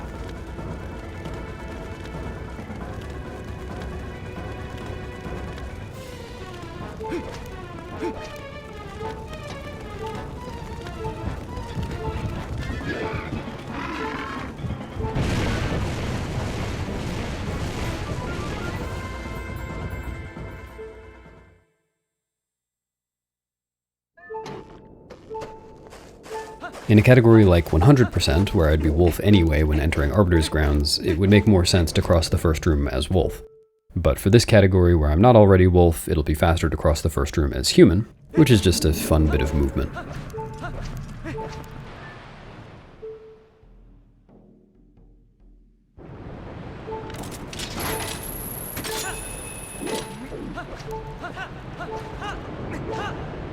I'll need to equip the lantern for the next room, so I'll equip it here so Link automatically puts the claw shot away before grabbing the chain.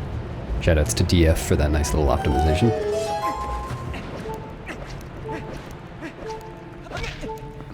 Amazing. Didn't quite let that slash come out.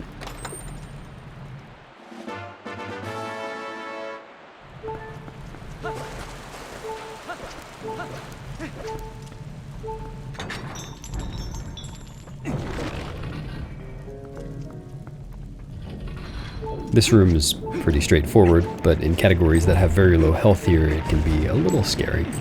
Especially if I do that. I try not to get poked. Wow. That was about the worst I've ever done that room.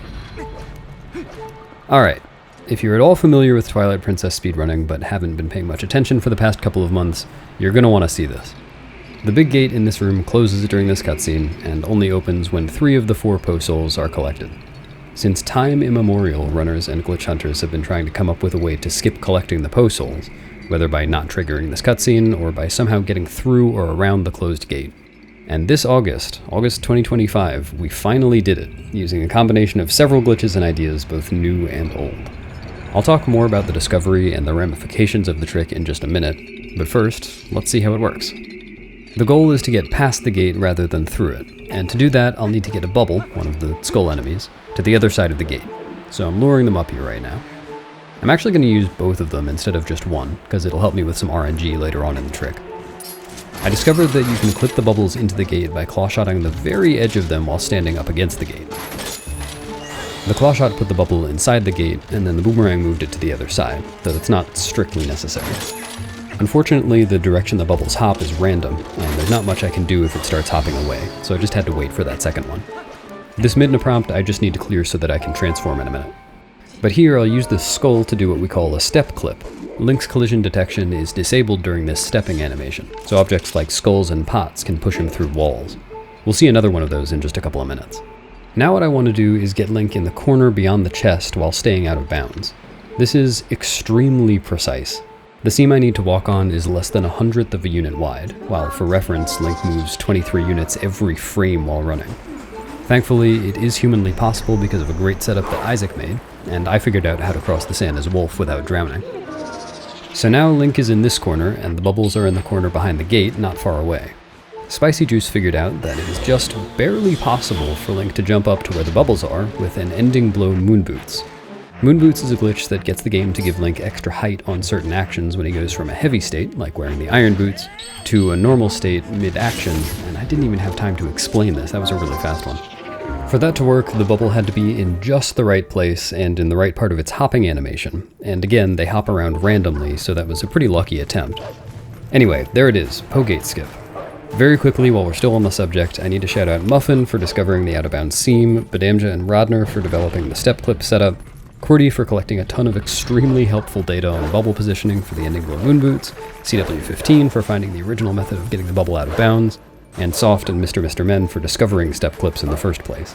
And of course, everyone who's worked on the practice tool TPGZ, which helped every step of the way in putting all of that together. Making this method of Pogate skip happen was very much a community effort. And by the way, I say this method of Pogate skip because, as many people are aware, there is another way to do it. It just takes 9.5 hours, so it was only ever useful in challenge runs. Anyway, I just got to this side of the dungeon early with an easy clip, and crossed the last room in reverse to get here. To get to Death Sword's door, I'm supposed to kill these 3 Stalfos and open a gate, but I can instead do another step clip to get onto some out-of-bounds collision, and then clawshot past the gate, oh, wrong direction, clawshot past the gate, there we go, which saves around 9 seconds, and also saves 2 bombs, which is very nice because this route used to be very tight on bombs, and now it's only pretty tight on bombs. Including that bomb chest that I opened in the last room, I should have 1 bomb to spare in this route. The fight with Death Sword is very easy, but it's also kind of slow, and it results in a long death cutscene afterwards. So I'm planning to skip Death Sword. You can see behind Death Sword right now that there's a big gap over the closed gate that will open when I kill Death Sword. So all I need to do is make it over that gate, and I can access the spinner chest, which is already there. To do that, I will lure Death Sword to a specific place in the arena, and then do a super jump off of it, just like I did for early Master Sword way earlier in the run. First I need to get rid of this pot though, because it's got a heart in it, and I've got a secret plan for getting out of this room that you may have figured out already.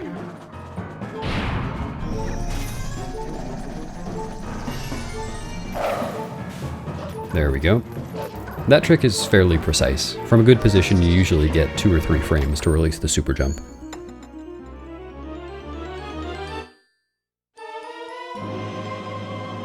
I wonder whether Link has read the spinner safety manual. It would appear not.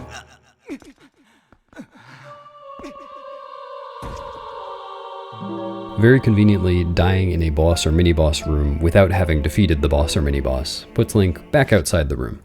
Prior to the advent of Pogate skip, I would have save warped from the spinner chest and then gone to Stallard's room from the dungeon entrance. But now that would involve doing Pogate skip a second time, so backtracking normally is faster.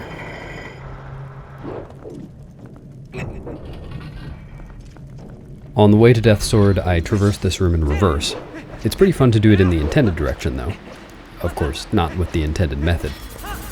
If I go fast enough, I can make an early cycle on the spikes towards the end of the room.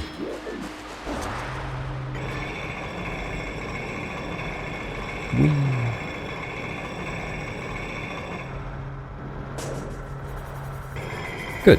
No big mistakes, so I should make this cycle just fine. Whee! Whee!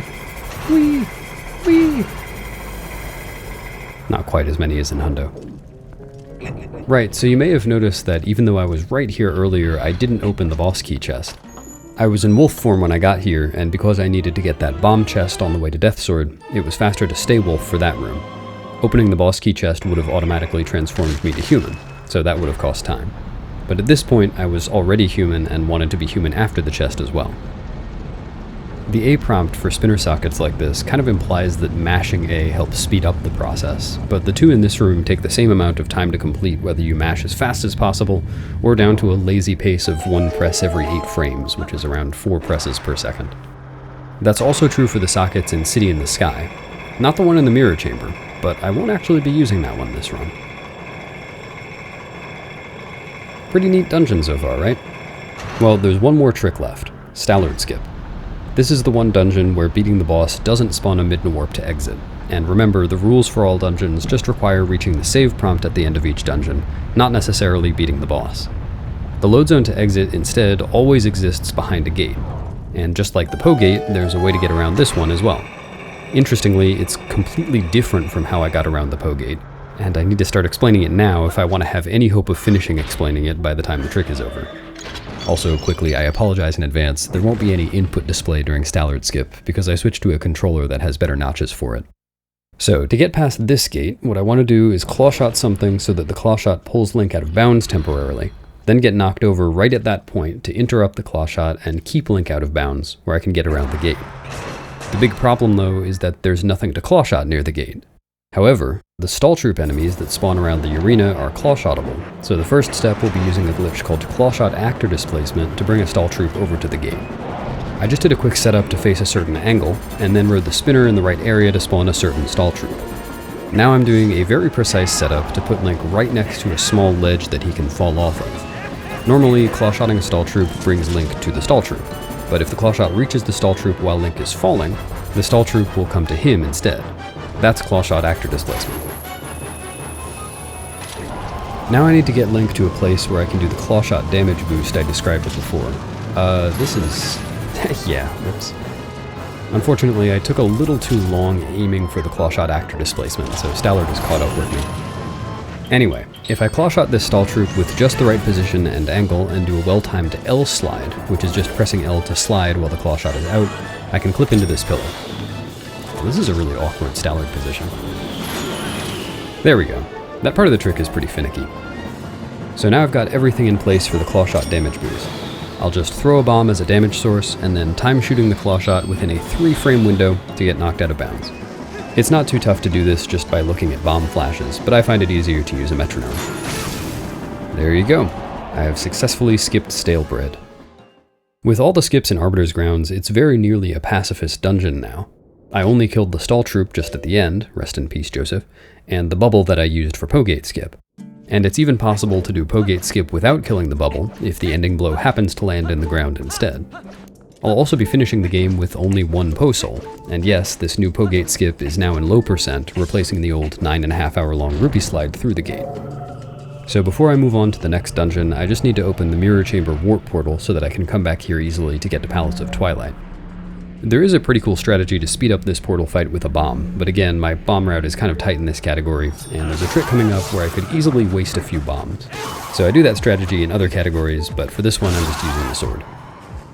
A nice bonus of using Stallard skip in this category is that it allows me to warp away without raising the mirror, which I'll do in just a sec after I grab some hearts. I'm gonna take some damage soon.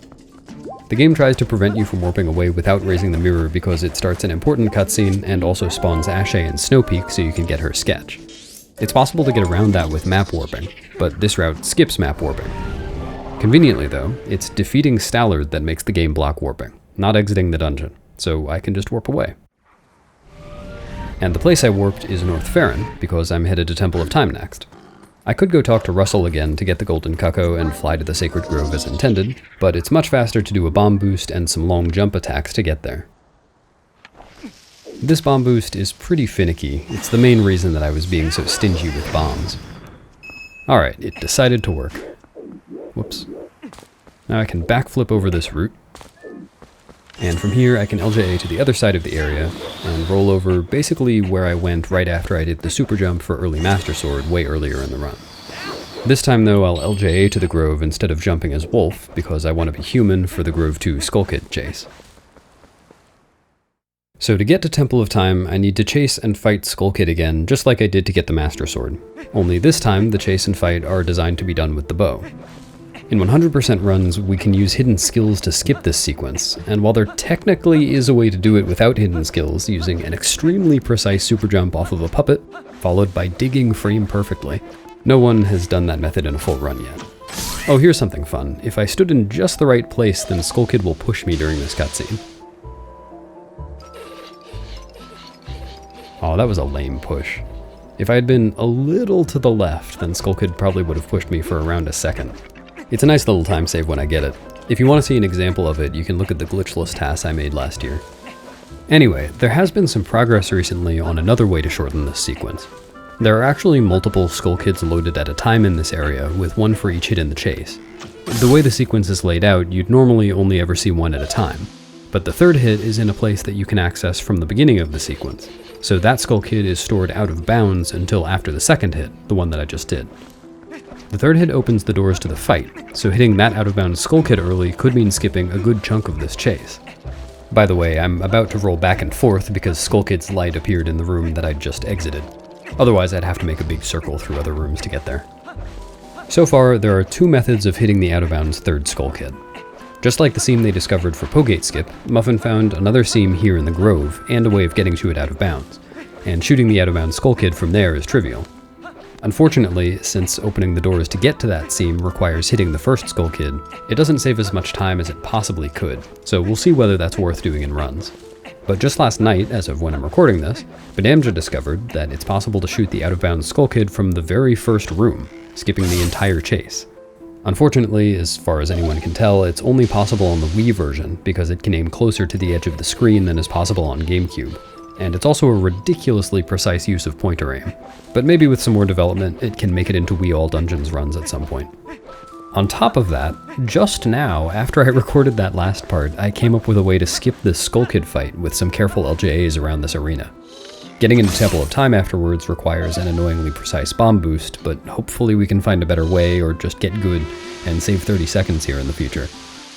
All of this is to say that while I am doing this section of the run in pretty much the intended way right now, we're just 1 or 2 steps away from being able to save time with some skips. For now though, I'll snipe Skull Kid.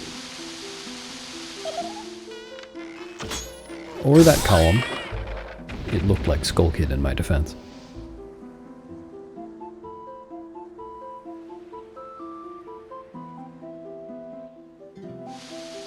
Ooh, that's a tantalizing heart drop. I bet I'm gonna go for that. Yeah, it's just so slightly out of the way, and it's easy to take a lot of time. It's easy to take a lot of time in the Temple of Damage, yes. If I push this block in just the right place, then I can get a side hop on a one-framer afterwards and skip some Midna text. Now, unfortunately, I didn't get it. Not a big deal. That block, by the way, is the reason that that precise bomb boost would be required to enter Temple of Time if I skip that Skull Kid fight. The Skull Kid arena that I just came from is right next door to the Skull Kid arena from before the Master Sword, and the fight skip involves getting out of bounds to that other arena to enter this area from the lower entrance, so I wouldn't be able to push the block from there. Unfortunately, there are currently no leads on skipping this portal fight before entering the dungeon. I will never use this portal. In fact, I don't think there are any categories, or at least main categories, that ever warp to this portal. But the door to Temple of Time doesn't have an open prompt until the fight's been cleared, so that's that. On the plus side though, even though there are 5 Shadow Beasts in this fight, I can manipulate them so they die in just 2 spin attacks.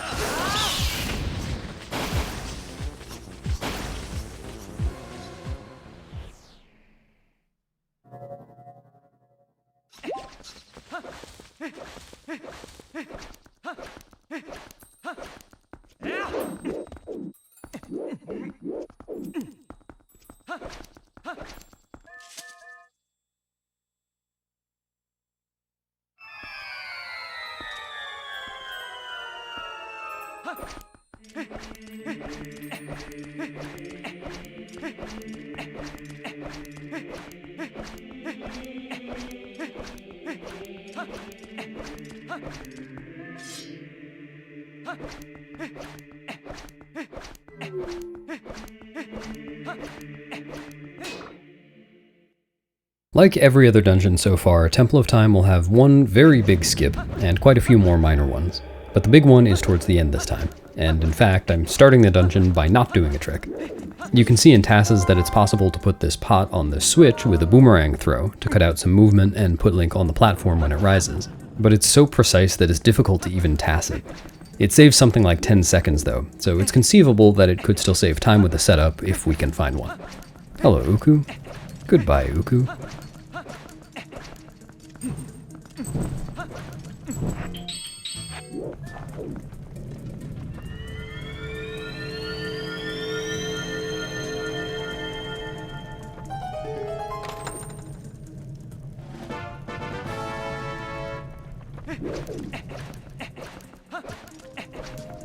Hello, Uku.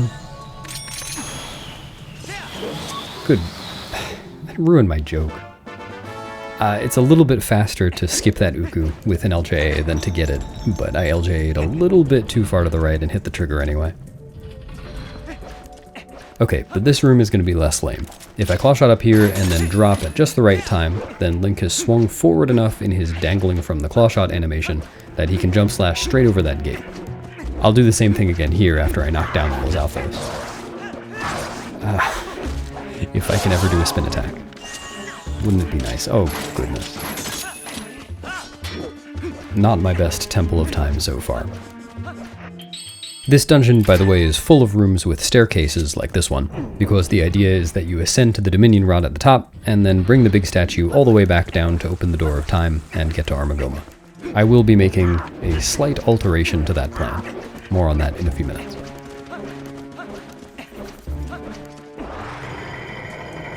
The next locked door is right here on my right, but I don't have a small key yet, so I'm gonna have to cross over to this room straight ahead and get one.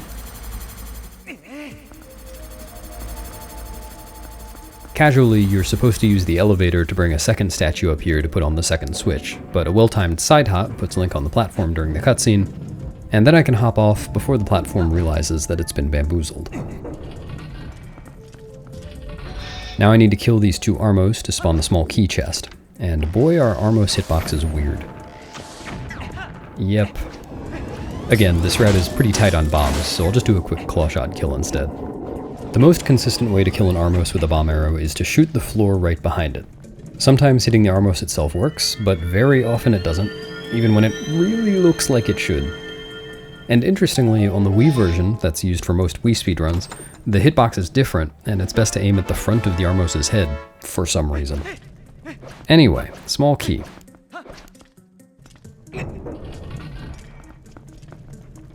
I'll purposely do some imperfect rolling here, because otherwise this blade trap would knock me all the way down to the bottom floor, which is slow.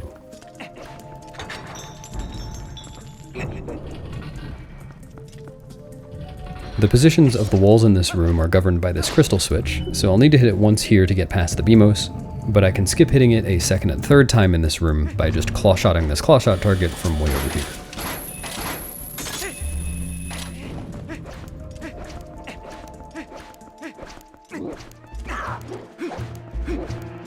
This part of the room is the same idea, but with much more annoying enemies.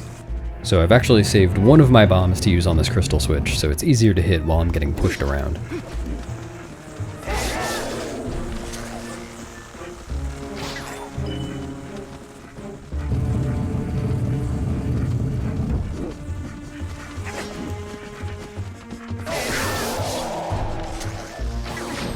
Or just with poor visibility. Either way. Did that wall just push the Lizalfos out of bounds? Nice. You can get some pretty interesting Lizalfos interactions in this dungeon, including getting the Lizalfos stuck under the floor so you just see its shadow running around. I've seen it happen, but I honestly have no idea how it works. So in 100% runs, I skip these scales with the Jump Strike Moon Boots onto the railing, and while there are ways of getting onto that railing without 6 hidden skills, they're much harder to do in a way that saves time, and they also don't work if any of the spiders in the room are within targeting range, so I don't go for it in this category. But I am at least going up here to get the boss key early. You're kind of not supposed to do this until you're coming back down with the statue, but it's pretty easy to just clawshot up with one little statue on the scale. This room has yet another cool skip that you can see in TASes, but not in RTA runs, yet. I need to kill the enemies to open the door, and then I'll put things on the 4 switches to open the gate to the boss key chest. It is possible to bomb boost over the gate to the chest without pressing the switches, but it's quite precise and only saves time if you get it first try. Someday there will be a good setup that makes it worth going for, but for now it's at least satisfying to do the room smoothly. And as I clawshot the Helmasaur shells, you can see a little bit more of those L slides that I used during Stallard Skip. She clawshots these Helmasaur shells by the seashore. She clawshots these Helmasaur shells by the seashore. She clawshots these Almost got 3.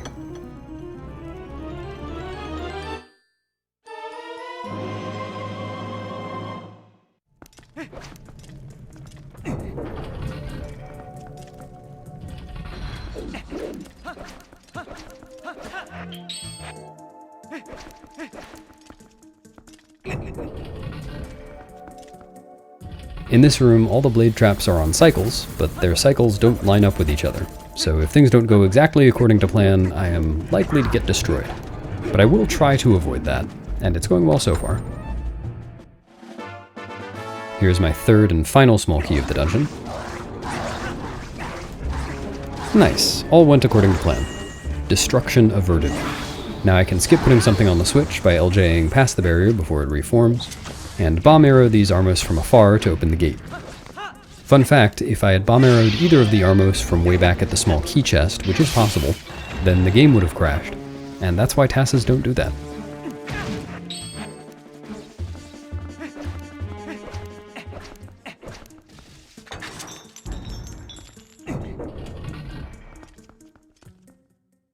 Here's the Dark Nut mini-boss.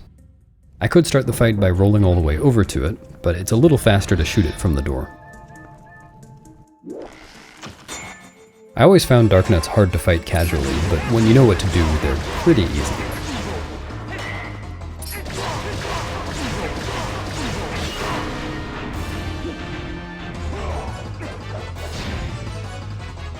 This is especially true for Phase 2.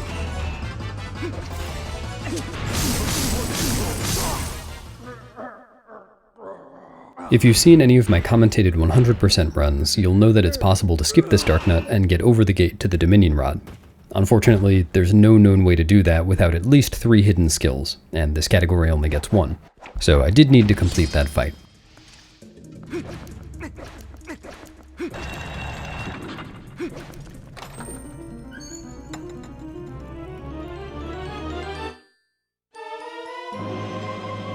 Alright, I have the Dominion Rod, so now I can start escorting the statue back down the dungeon. Or I could save warp back to the entrance and skip that entire sequence. It turns out that instead of opening the door of time with the big statue, I can just get pushed through it by a small statue. Provided, of course, I line up with just the right angle and roll at just the right time.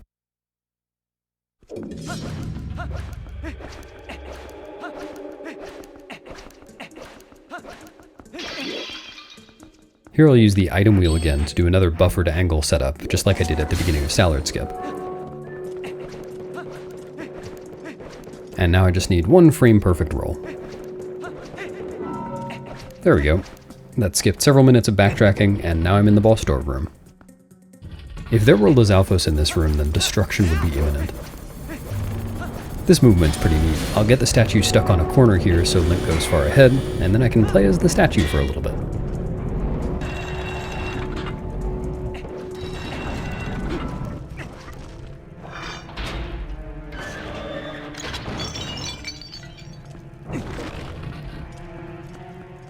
The Armagoma fight is completely RNG based.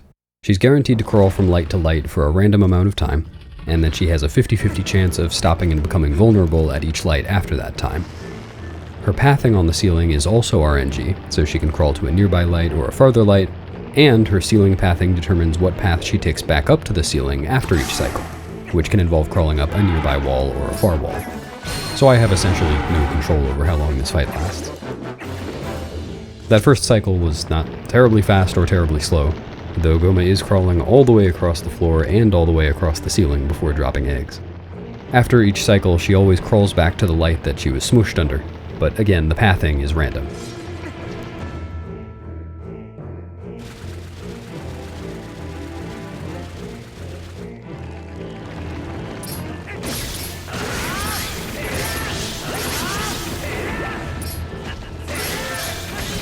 Strictly speaking, killing the baby spiders isn't necessary, but they would be a big nuisance while I'm trying to shoot Goma's eye. That cycle also wasn't too bad, but she is going to crawl across the room again. Would have been nice to showcase a fast pathing, but Goma doesn't share my priorities.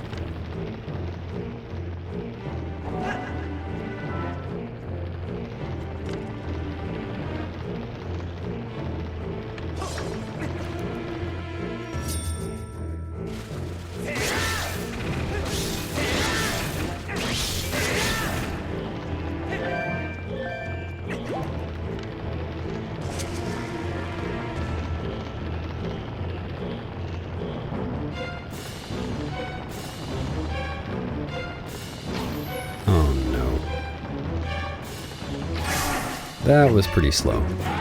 I have had slower though.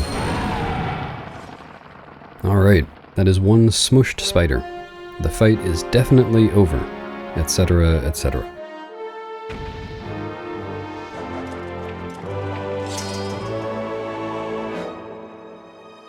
Huh? I didn't see this coming, etc., etc.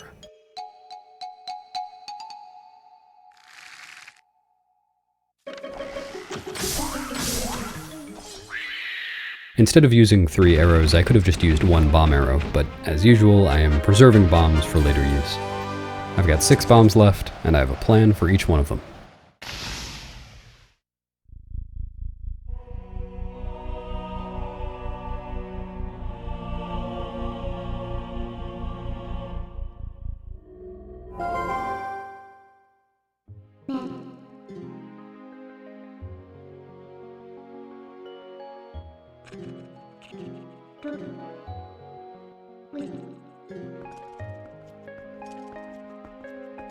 As you can see, this is one of the least convenient heart containers, being so far away from the portal, so I'm going to skip this one.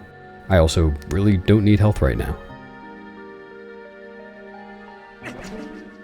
I mentioned earlier that an alternative route idea has Temple of Time early, prior to Lakebed Temple. At present, that route is about the same speed as this route optimally, but it involves the precise bomb boost to enter Temple of Time that I mentioned earlier, and another very tricky sequence to skip the spinner rail outside the boss key room in Temple of Time. So what even is the benefit of putting Temple of Time early? This category never uses the Dominion Rod outside of the dungeon, so it isn't that. No, it's primarily just skipping rolling out of this room. On this route, I need to warp away, so I need to exit to the present to do that. But if I were ukuing to Lakebed Temple after this, I could do that from this room. Here's another spot where it's kind of awkward not to have map warping. I can't call Midna straight after the Uku cutscene, so I'll need to just stand here for a second.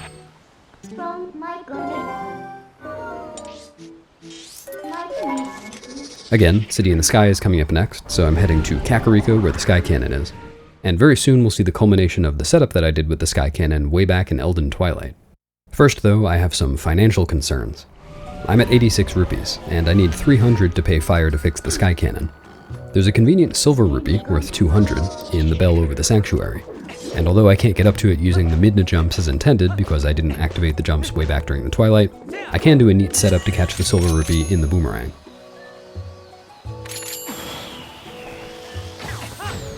Part of the setup is standing at one of a few specific spots, so the boomerang doesn't get the silver rupee caught on the broken walls at the top of the sanctuary.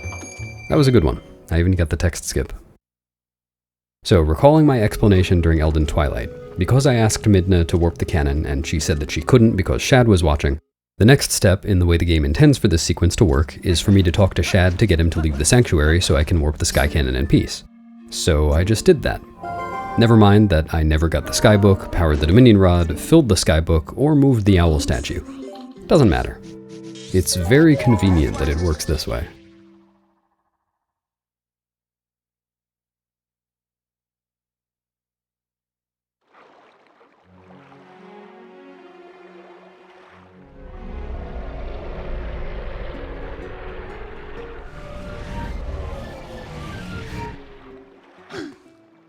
I can't remember whether I already said this earlier in the run, but if I were playing in French, I could do a glitch here to get Fire to fix the cannon without paying him. I play on the North American version of the game because that's what I have, so I can't play in French, but I also don't know whether it's faster for this category. It does skip gathering rupees, like this final red rupee that I'm getting from Fire's hut, but the glitch itself costs around 17 seconds, and French text is slower for some slow text boxes throughout the run.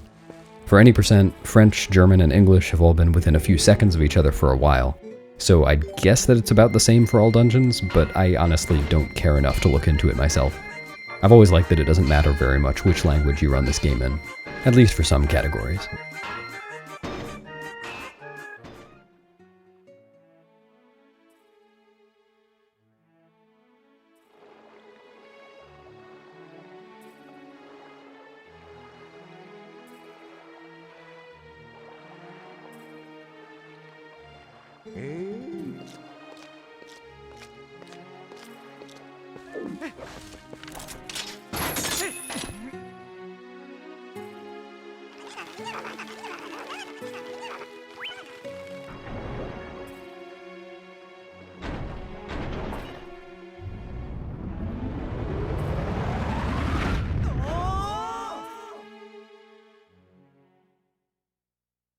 City in the Sky is really cool in speedruns, but unfortunately there are a bunch of cutscenes leading up to it. Not so many once the dungeon starts though. So enjoy one more cutscene with Uku.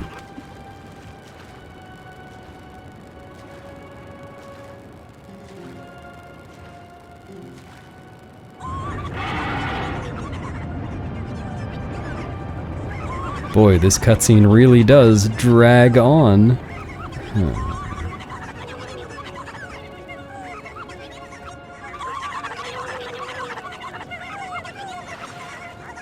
Boy, this cutscene really does man chicken.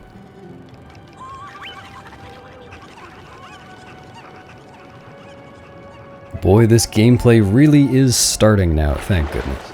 Alright, I got a favorable wind cycle there. Sometimes the wind that's gonna blow in just a few seconds is blowing as soon as you gain control. But not this time. And I can avoid getting blown away by the wind while clawshotting the switch by just standing at the base of the stairs. I can quickly cross this next room with some boomerang LJAs, and I'll bounce the boomerang off of walls so that it comes back faster and I don't need to wait on it. Also, I'm going to open the next door in a pretty peculiar way. I'm going to open it as Wolf, and try to open it from about as far away from the door as I can. There's a big fan in the next room preventing access to the boss key, but the trigger for that fan to turn on is right in front of this door, and Wolflink only counts as having hit the trigger if a point around his hind legs touches it. So I just skipped the trigger, and now the fan isn't on, and I can grab the boss key whenever I want, which skips a good chunk of this dungeon. I won't get it just yet though. There's a trick that I can do to get it a little bit faster once I get the double claw shots, this dungeon's dungeon item. So for now, I'll head to the west wing and get the small key. Once the bridge finishes extending, there will be a short cutscene, and if I get off the spinner at just the right time before that, then I can do a roll right before the cutscene starts. And now I can LJA across this gap, which is slightly faster than using the claw shot. Technically, I could have done 2 rolls from that spinner socket, but getting off the spinner in time to do that is very risky. If you get off the spinner slightly too early, then the bridge won't finish extending, and you have to do the entire socket again. It is unfortunate that this small key is so far out of the way. The double claw shots are on the complete opposite end of the dungeon from this. There is a way to skip this small key, and it appears in TASes, but no runner has ever been able to do it because it's incredibly precise in positioning, timing, and aiming at every single step. Maybe someday we'll find an easier method that's reasonable to use in runs, but I doubt the known method will ever be used. There is a human viable way to do it, but it involves Jump Strike, the 6th hidden skill, which, unfortunately, doesn't save enough time in this category to warrant getting. As a hundo runner, I'm a hidden skill enjoyer. There's some more wind RNG here. Good RNG again, nice. Otherwise the wind would have been blowing me to the right. It would have made me do 1 extra roll. And here I will skip a cutscene trigger that's on the stairs just by jumping around it. That trigger is for the cutscene of Argarok coming and destroying that bridge, which takes like 25 seconds, I think? I can't remember. The important thing is that it takes more than 0 seconds, so I don't want to watch it.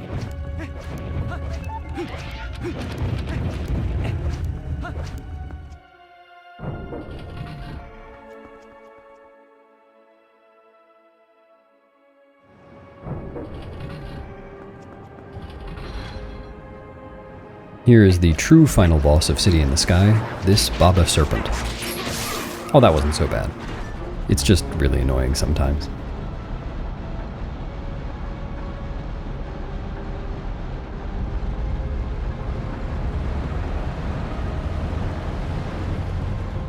Here I'll go for that roll again. I should have said earlier, it's a 2-frame window to get 2 rolls in. And with no great visual cue, it's just not worth the risk.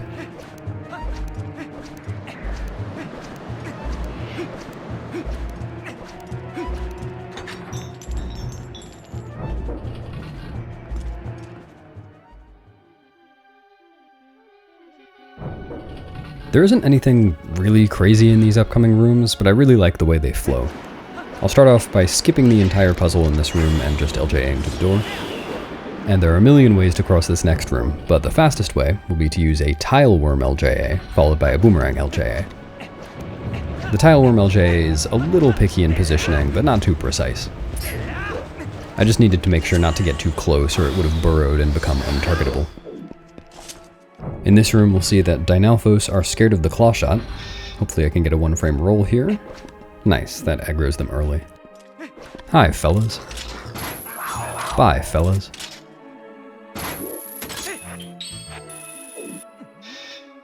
And now this gate will open all the way. Not part of the way, all the way.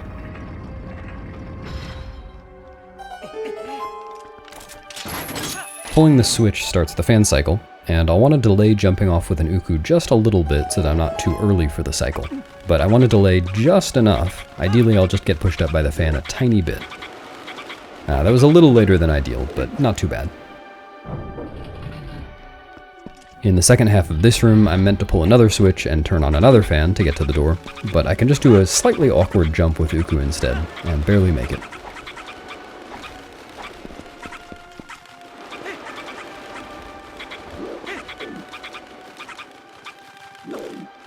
Oh, by the way, notice that Link just grabbed that ledge with one hand? I'll talk more about that after I get the double claw shots. So the mini-boss door is at the bottom of this room, and I am at the top of this room. Now we're both at the bottom of this room.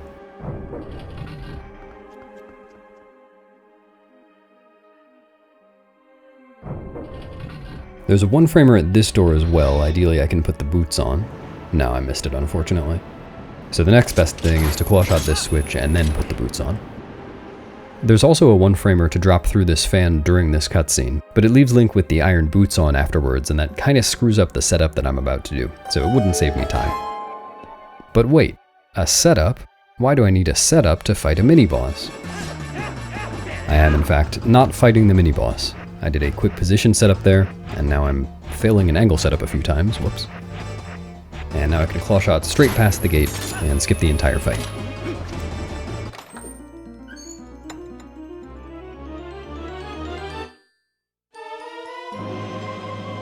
Armed with the double claw shots, I'll now head to the boss key and then to the boss. And the fastest way to do that from here will be to save warp. Interestingly, instead of putting me at the dungeon entrance, like save warping almost always does, this one will put me back at the small key chest. That happens because I skipped the Argorak cutscene on the bridge. Which makes sense. If a casual player happened to save warp to the dungeon entrance right after getting the key, that cutscene would never play. It's not a super important part of the dungeon, but it's not meant to be skipped. Oh yeah, I pointed out that one-handed grab earlier.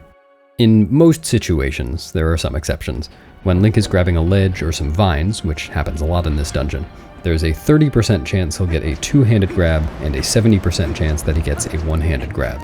It's just RNG. Oh, also, this cutscene trigger is gone now since I got the double claw shots. So hopefully I'll get a two-handed grab here. Nice, I got lucky. Two-handed grabs are 32 frames faster than one-handed grabs, so just over a second. Here's where I'll finally take advantage of having skipped that fan trigger. I can go straight up to the boss key without having to turn off the fan by going around the entire second half of the dungeon. Nice two-handed grab, by the way. And another one! Why did he go downwards? That was so strange. Sometimes the camera angle really messes up climbing on vines. Anyway, if I claw shot onto a specific part of this grate, then I can actually claw shot... Nice, the Helmosaurus is in the way. I've got to wait for it to move. There we go. I can claw shot through this grate and get up to the boss key without even going outside. What a great clip.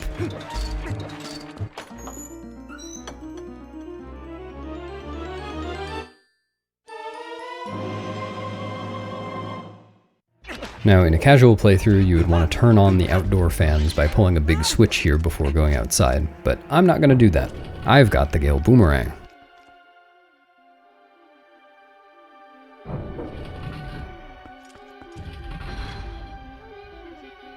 Very helpfully, if I claw shot onto the grates on those fans from above and towards the very top of the fan, then Link will grab the top of the fan instead of trying to claw shot again from the grate. So I can do that to get across these first two fans. And from here, I can use the boomerang to do a couple of LJs and make it across to the other side. I used to do a double LJA here instead of two singles, but I switched to this recently because it takes about the same amount of time and it's a little less risky. Coming up next is the fan tower. I really like doing this room in categories like this one that get the bow, because you can snipe the top crystal switch from the very bottom using a bomb arrow. Should hear a ding. There's a ding. So that made the top fan in the room start to spin, and ultimately that means that I can get to the boss door around 8 seconds faster than if I were to activate the top fan from the top fan like I'm supposed to.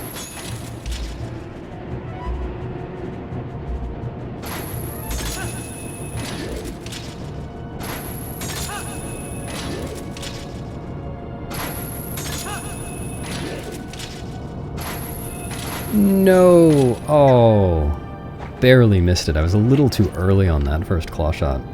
That's a shame. Well, I'll just take the next cycle. Just gotta wait.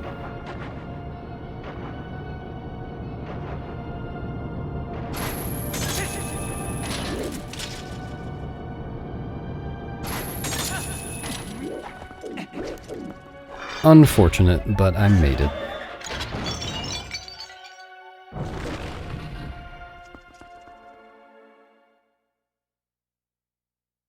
There's a one framer here, and if I get it, then I can roll before the camera pans. No, missed it, unfortunately. So now I'll try to claw shot all the way to the top of the vines from way down here, and I'll be pretty picky about my aiming, because if I claw shot as far right as possible on the vines, Link will hang off of them and try to use the second claw shot, and he can't climb in that state, so I'd have to void out and try again.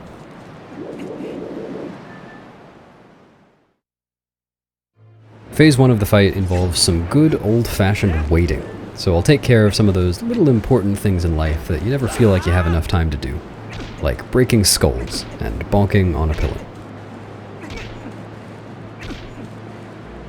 Now to advance to cycle 2, I just need to drag Argorok down with the iron boots.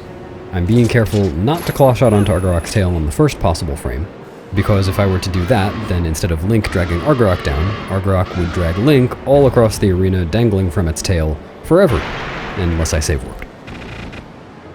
Now while I was dragging Argorok down, I oriented the camera so that I could just hold down out of the cutscene and easily claw shot up to that pillar quickly enough to make Argorok aggro again without flying away first, which made that second cycle very quick.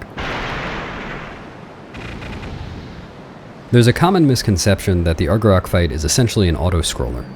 It does kinda look like one, but if you use the fastest strats, then it's very much not an auto-scroller, with the speed of the fight depending entirely on aim. On each of the 3 cycles in Phase 2, I'll go for a flame cancel, which entails Argorok beginning to shoot flames, Link sinking down low enough to convince Argorok that it should stop shooting flames because Link has obviously fallen down, and then Link getting behind and onto Argorok well before its flame would have ended naturally. So I'll be trying to claw shot up the pillars as fast as I can, and ideally matching Argorok's height so that it roars as soon as possible. And I can also save time by anticipating Argorok's roar so that I can sync for the flame cancel from the second P-hat instead of the first, which cuts out some waiting. That part will make more sense when you see it in a minute. But the point is, this fight is very optimizable, and hopefully I'll give a glimpse of that in just a moment. But first, I need to do what anyone would do when faced with a big scary dragon, and run away. Voiding out just prevents Argorok from flying around the arena, which is a little bit slower. So now I can claw shot up for my first flame cancel. I'll basically try to claw shot as high as possible on the left side of this pillar, and then very quickly claw shot, yeah, right around there, so I should get a quick roar. And notice that I anticipated the roar by shooting the claw shot a little bit before it. So now I can do my syncing for the flame cancel from the second P-hat, and now I've only got 2 more P-hats to claw shot to before I can claw shot to Argorok.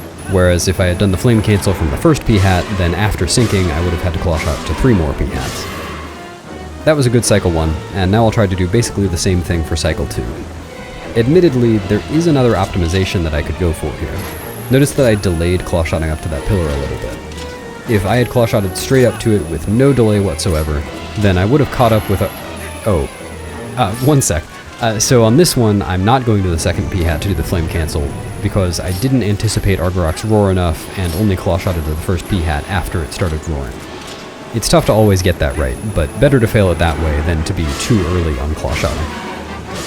Anyway, the optimization I was explaining is that claw shotting up here very early so that Link catches up with Argorok as it ascends makes Argorok roar while Link is still only halfway up the pillar. It's very risky because you basically need to aim perfectly for the second shot in order to get up quickly enough to avoid being hit by Argorok's flame or missing a cycle. Now cycle 3 is a bit different from cycles 1 and 2, but only a little bit. Argorok's going to try to fake me out on this cycle by turning around halfway through spewing his flame, but I already know that. So I'm just going to do a flame cancel from this P-hat and cancel the flame right after it turns around.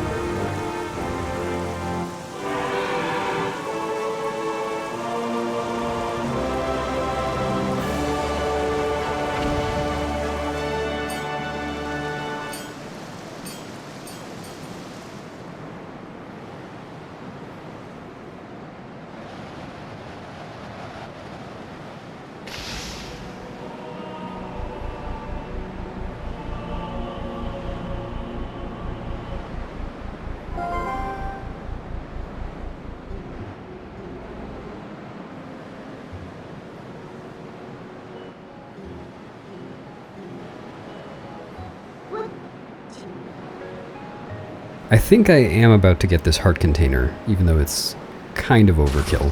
It's easy to take a lot of damage in Palace of Twilight, so it's kind of nice to be safe here, and it's a very quick heart container to get. Yeah, I thought I was going to get that. If I hadn't gotten that, I would have been entering Palace on 2 hearts, which is kind of risky. I don't know, I probably shouldn't have bothered. Oh well. That's 7 out of 9 dungeons done, and I really don't have anything left to do in the overworld. I'm just going to head straight to Palace, then to Hyrule Castle. These 2 remaining dungeons are also the only 2 in the run that won't have any enormous sequence breaks like all the dungeons so far have. It would of course be cool to find big skips for them, but I think they're fun the way they are too. There are lots of little things to optimize, and I will point them out. Just you wait. First though, you may have noticed that I put on the iron boots before getting in the cannon. That's so that I can fall fast enough to land on this bridge instead of in the water, and now I can warp to Mirror Chamber right away.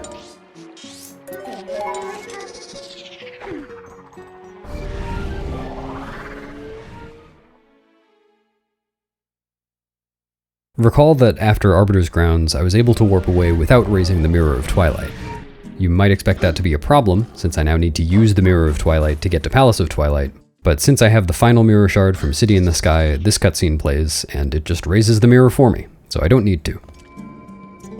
Oh, here's a minor optimization. I'm going to dash up these stairs as Wolf instead of entering as human. That probably looks a little bit easier than it is. It's a little bit awkward to dash up those stairs as Wolf without bonking.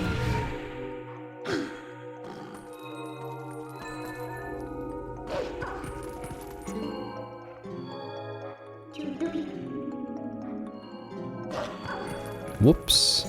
Kind of went the wrong way there, the camera's pretty awkward. For the first half of this dungeon, I will need to get a soul from the West Wing and a soul from the East Wing. In theory, I could do the East Wing first, but it would be awkward and slow, so I'm doing the West Wing first, as intended. In each room, I'll need to kill some number of enemies to get a small key to spawn, starting with a single Zant head in this room. This Zant head bobs up and down on a cycle, and at the top of that cycle, it's up high enough that if I squeeze Wolflink underneath and release a charge attack at the right time, it'll hit twice. And now while it dies, I have time to position Link right in front of where the chest will spawn.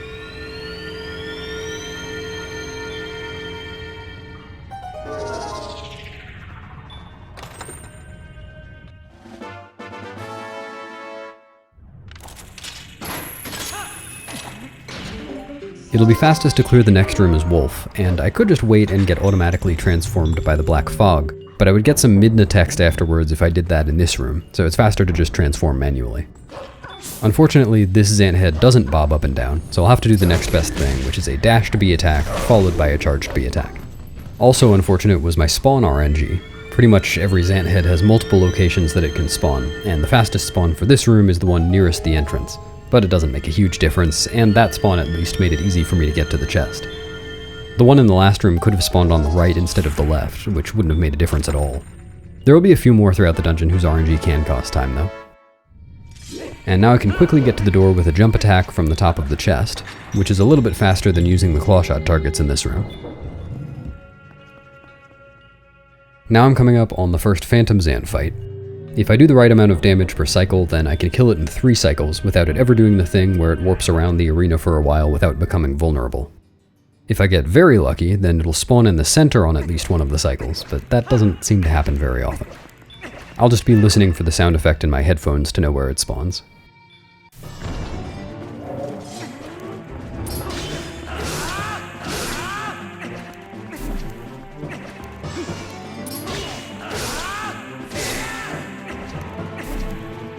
Yeah, not the best spawns. I pretty much had to cross the entire arena twice. One optimization that I don't go for is the Phantom Zant 1 cycle. After damaging Phantom Zant on any cycle, there's 1 frame as he tries to warp away, where hitting him will interrupt the warp and keep him in the same place for another cycle. The damage needed for that to work means that it's really 4 cycles all in the same place, so the trick is triple frame perfect, and failing any of the frame perfect inputs makes it slower than doing the standard strat, so I don't bother. While I was explaining that, I also did a Midna text skip by just clawshotting the soul quickly enough, and I also overlapped the cutscenes of the hand rising and the stairs rising by throwing the soul so it would land in the socket during the hand cutscene. You may have also noticed as I clawshotted the soul, I did an L slide, like we saw in Temple of Time and in Stallard skip. There will be quite a few of those in this dungeon, as there is quite a bit of soul clawshotting to do.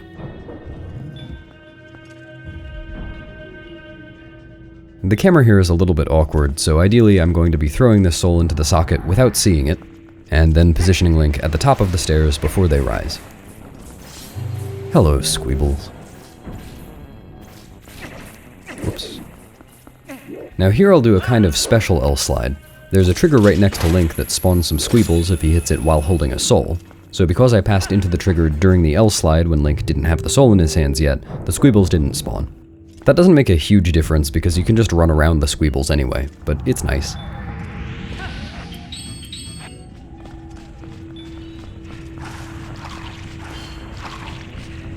Speaking of running around Squeebles.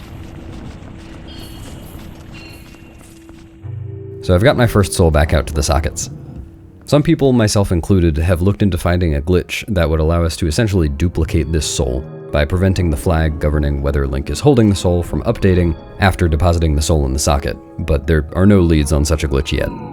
I think that is the most likely potential sequence break in this dungeon though, because people have looked into skipping the light sword entirely as well, and there are just too many problems with that. It seems very unlikely. Anyway, I just rolled onto this platform so that I can rise up during the cutscene, and I timed that roll specifically so that I can throw the boomerang right away and LJA straight over to this side, skipping the entire platform ride.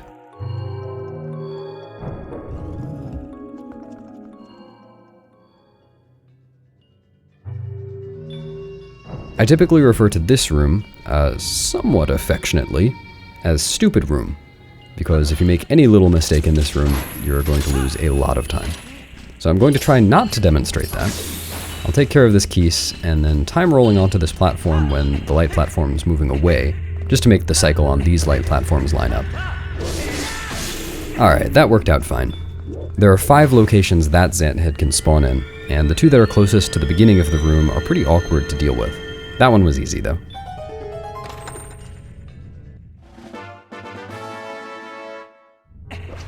Just like in the West Wing, this next room has a bunch of fog in it, but this time I won't get any Midna text if I let the fog transform me, so it'll be faster to do that than to call Midna. There are 3 shadow beasts here, and I'll hit these 2 with the boomerang so that they don't stop and try to attack nothing, and they'll gather around Link instead. There's some neat choreography for these Zant heads. I can kill this one quickly with a dashed B attack plus a charge attack.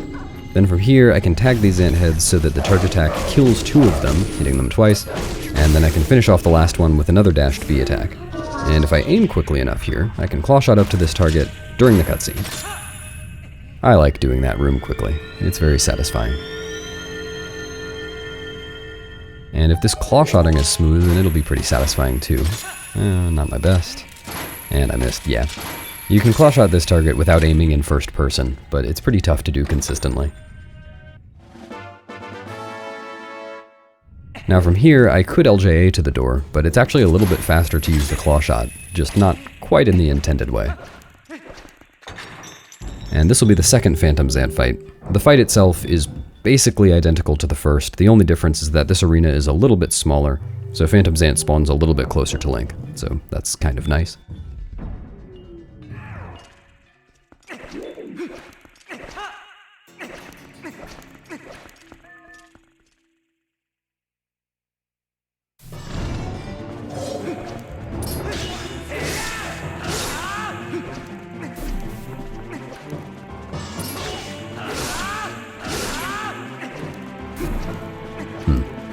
Not amazing spawn RNG this time either. Oh well.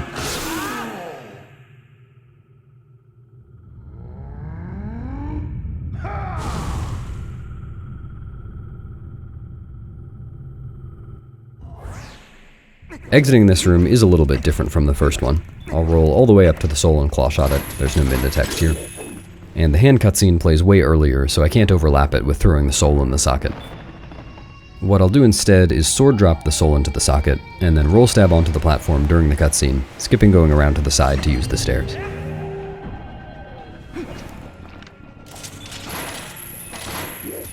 No! The Squeeble went right in front of the soul right as I claw shotted it. That's so unlucky.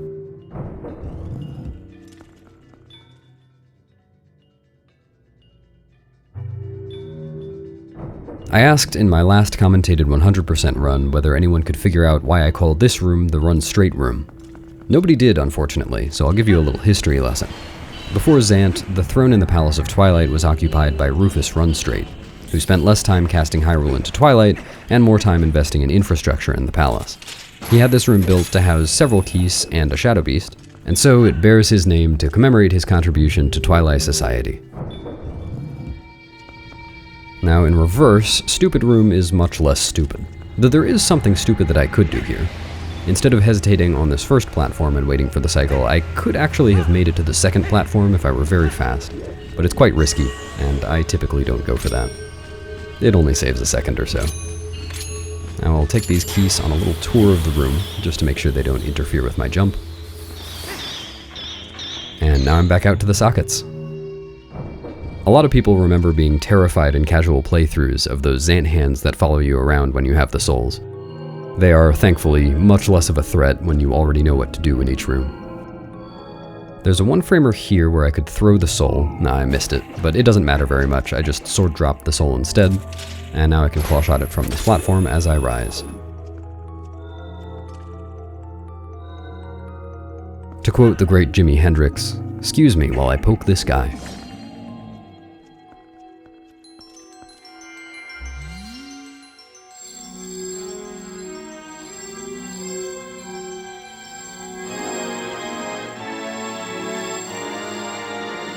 There's some Midna text after this light sword text, and I can save a few frames on the camera panning by rolling up left or up on the one framer. And now I'm off to the north wing of the dungeon and Zant.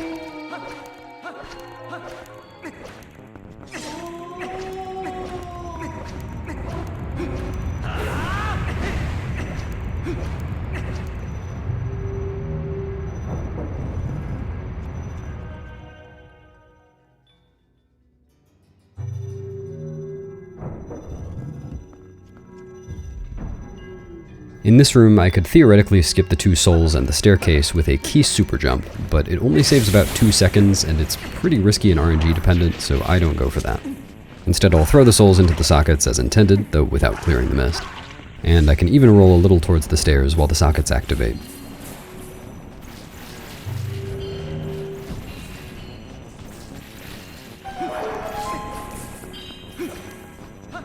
I'm doing pretty well on health because of that City in the Sky heart container, but I've got some time to kill, so I've got a keys to kill too. Now I can shorten this platform ride a little bit by LJAing across. And ideally I'll hit all 3 of these Zant heads with 1 slash, nice. Now I can activate this platform right now before getting the small key, and that means the platform will be ready to rise as soon as I get to it.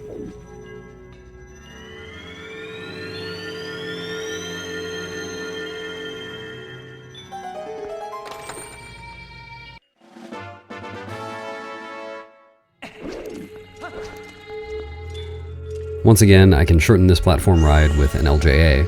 This one is pretty risky. Just like the last one, it requires the boomerang to go out of bounds behind a flat wall, or roughly flat in this case. And it doesn't always do that. Sometimes it just stays in bounds. So I buffered that one just to make sure that the boomerang went out of bounds. If I had fallen there, it would have cost something like 45 seconds. It's very punishing. This area has both a small key and the boss key, and it'll make the most sense for me to get the boss key after killing this one lone Zant head. The Zant head in question will spawn on that platform in the top left corner of the screen right now. And it first spawns when Link hits a trigger that this light platform is currently moving towards, so I'm standing on this side of the light platform to make the Zant head spawn as early as possible.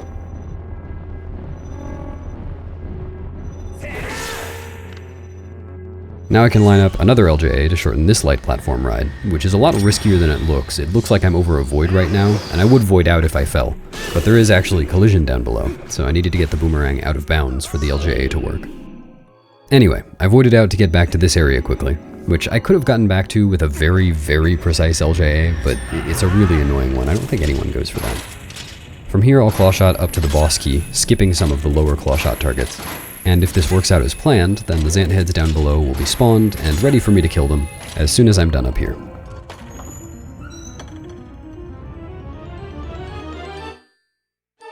Now I'm going to be careful to start moving a little bit before I roll away from this chest. A common beginner mistake is to roll straight away from that chest, get transformed by the fog, and fall straight down into the void.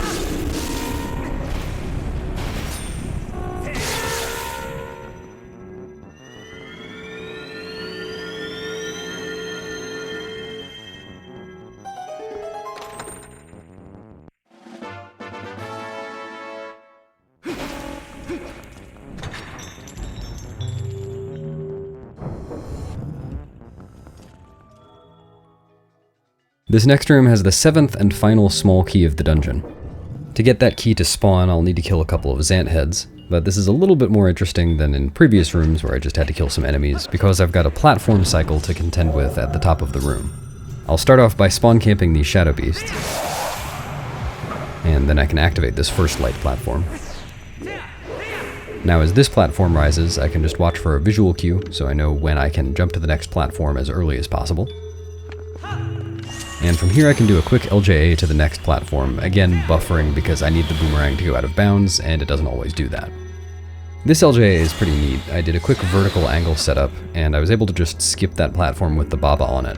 Skipping the Baba platform only saves a little under a second, but it's actually really nice because if you do go to the Baba platform, like with the claw shot like you're supposed to, the Baba can sometimes randomly knock you down, which can totally screw up the platform cycle in this room. So with those fast strategies, I was able to make this platform cycle very easily. And the first Zant head dying is what spawned the second Zant head. And because I was able to kill that first Zant head so early, the second Zant head will respawn as soon as I get to this platform with no waiting. Unfortunately, I got a bad spawn. There are 4 locations it can spawn at, and 2 of them are closer than that, but there's nothing I can do about that.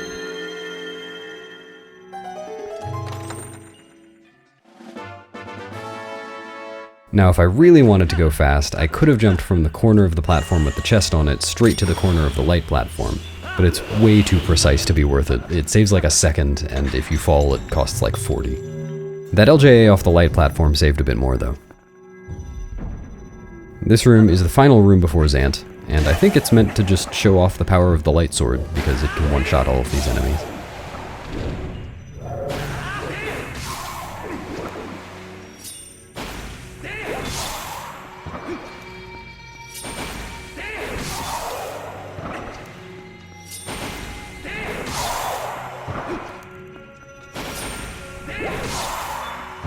The lightsword killing Twilight enemies in one hit is actually why Temple of Time is put after Palace of Twilight in TPHD All Dungeons runs. Remember, there's that obligatory Sacred Grove Shadow Beast fight before entering Temple of Time. As far as I can tell, the lightsword doesn't actually save time in that fight. The standard strategy that I used in this run is pretty fast already, but I guess since Temple of Time's placement is completely arbitrary in that route, it's a little nicer to have the lightsword. It's interesting, at least.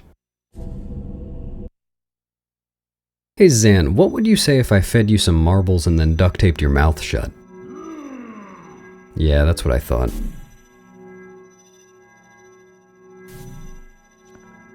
I don't think I've really touched on this yet, but the way damage works in this game is a little bit unintuitive. Basically, any given enemy can be weak to or resistant to special kinds of damage, to the point that it's often not worth thinking about certain attacks as doing certain amounts of damage in general. Zant, for instance, takes a small amount of damage from normal slashes, but landing the final move in a 4-part sword combo will immediately end a cycle in any phase of the fight. So throughout the fight, I'll often start combos without any intention of actually hitting Zant until the final attack. In this next phase, I'll try to do a 1 cycle. Ideally what will happen is I will do a certain amount of damage to Zant so that he tries to warp away, and then if I finish a sword combo within a 2-frame window as he's trying to warp, then it'll deal enough damage to finish the second cycle in the fight without actually having reached it. There it is.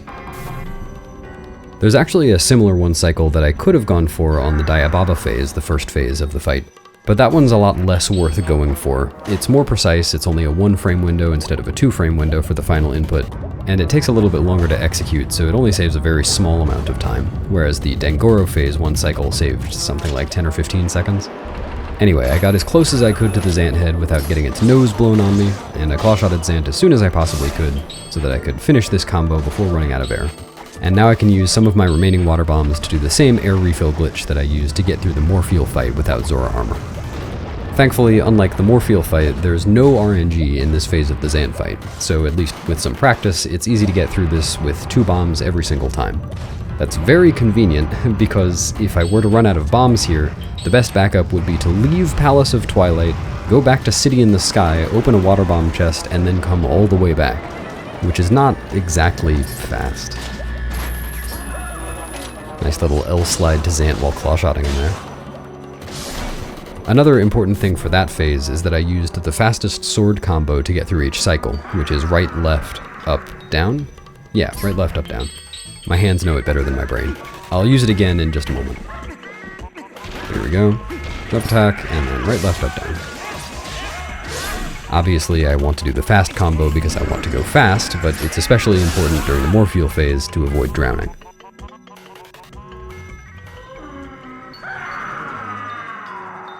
This phase can be kind of annoying because of the ice physics. You may have noticed on the other phases I was sometimes able to start combos before Zant was in range, and then land the combo as soon as Zant was vulnerable.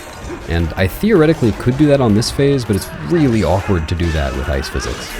You can see that in a tool-assisted speedrun, but more often than not, if I try it during an RTA run, then Zant will just get away and I'll be slashing nothing and I'll miss a cycle and be sad.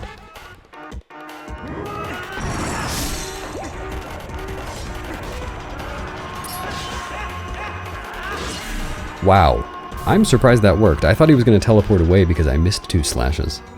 I guess I got that last one in just in time. The final phase is especially awkward because Zant likes to teleport all over the place and is slashing all the time, but I can do some pretty simple choreography to manage it.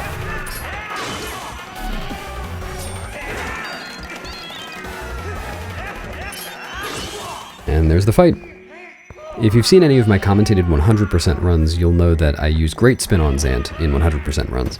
And that does make the fight quite a bit easier. I don't need to time combos, I can just use Great Spin. But it doesn't really make the fight faster optimally. The main time save that 100% has over this is just having the Zora armor for the Morpheal phase.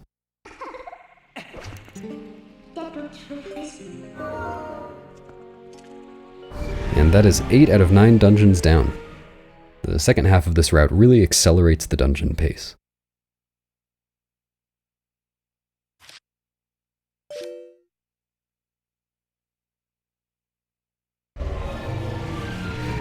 I'm going to do something a little bit strange here and transform to wolf before leaving the dungeon. The main reason for that is actually this Midna text. If I were human, I would need to wait for Midna to pop out of Link's shadow and then go back into his shadow after the text. And since I need to warp away from here anyway, which I can only do as wolf, I might as well be wolf already. Wolf is also faster exiting this portal. Link kind of trudges out of it as human, but Wolf Link just takes a step or two. So now the only thing left to do is to head to Hyrule Castle and finish the game.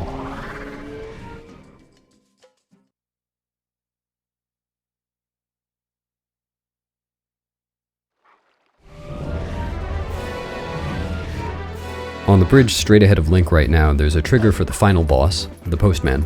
And so I'll just transform to human and boomerang LJA over the trigger so I can get into Hyrule Castle without any mail.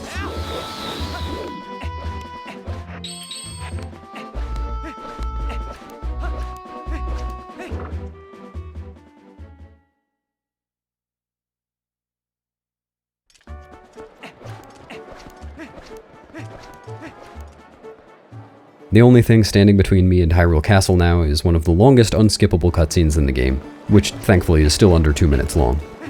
But first, I need to punish Link. He knows what he did.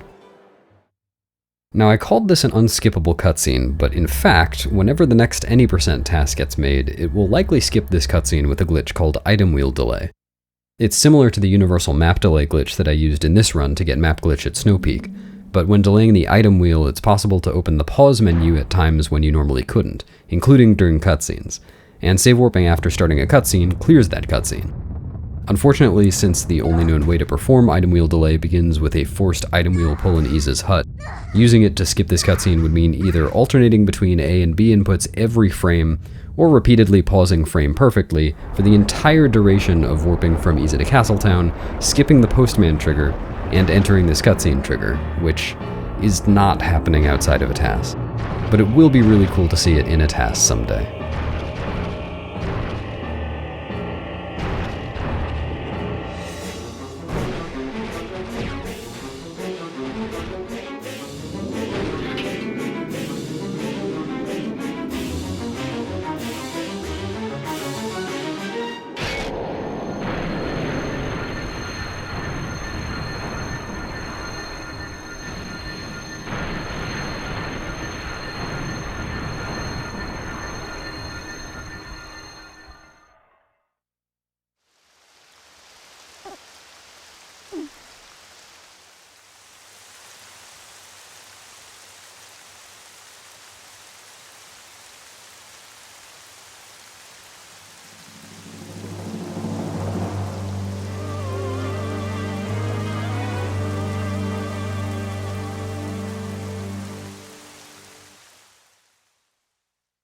Alright, final dungeon. I said earlier that this dungeon, kind of like Palace of Twilight, doesn't have a big sequence break in it, but it does have some pretty big skips. This dungeon is full of some scripted fights, where Link gets trapped inside a barrier with some enemies, and the barrier only dispels once the enemies have been defeated. We'll see an example of that in just a moment, but throughout the dungeon there will be 3 of those that I skip, and that will save quite a bit of time. The fast strategy for this barrier fight is a single input.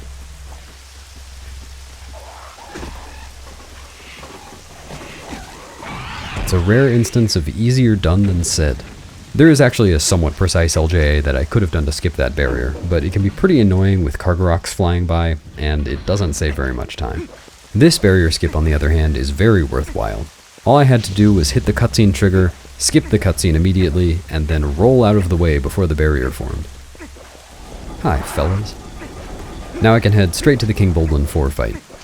The way this dungeon works, I didn't actually need to come to the West Wing to get a small key. I could have gone to the East Wing and the Graveyard instead. The East Wing key actually is faster to get by a couple of seconds if you do an insanely precise bomb boost, so RTA runs do this. So I roll stabbed into the cutscene trigger for the barrier forming, and that got King Bulblin falling out of the sky to overlap with that, which saved about a second. And I went for a 1 cycle there, but it's a really awkward strat. I don't really fully understand it. So I messed it up, but I only had to wait around for like a second. Oh, remember how I mentioned during the Zant fight that damage is contextual in this game? The ball and chain is a pretty strong item, right? Kills some enemies very quickly. If I wanted to use the ball and chain for the fight that I just did, it would have taken 90 hits. That's 9-0. Coming up is potentially the most annoying one-framer in the run. There's some Midna text right after this cutscene of King Bulblin riding away. And if I backflip on the one frame before that text, then I can save warp and get back to the beginning of the dungeon without reading the text. Let's see if I get it. Ah, unfortunate. This is a 6-second time loss right towards the end of the run, and there's no great cue for that backflip. I was just mashing for it. Anyway, as you can see, I swapped out my memory card again, and to get to the interior of the castle, save warping on a new file is slightly faster than backtracking. I think I already mentioned this earlier, but normally whenever there's a pair of double doors, I'll go through the right door instead of the left, because the animation of coming out on the other side is about 2/3 of a second faster. But there are a few doors in Hyrule Castle, this one included, though I'm not showing it right now, that make Link come out on the other side as though he opened the right door regardless of which door he opens.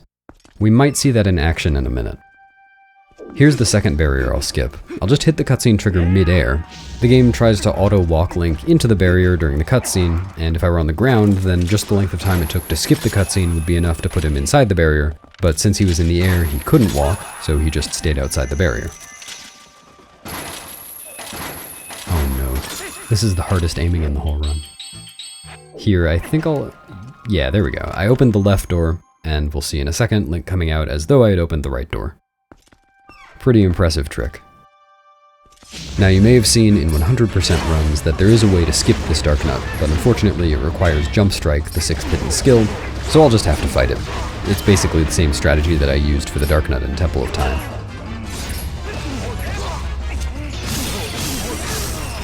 There's a really cool strat where you throw the boomerang to extinguish this torch, which raises the platform, before the cutscene of this chest spawning starts.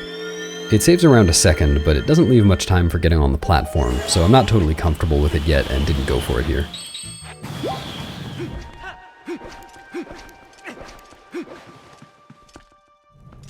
In this next room is the lantern puzzle, and the solution to the lantern puzzle is drawn up on the wall. I could view it if I shot down this painting over on the right with my bow.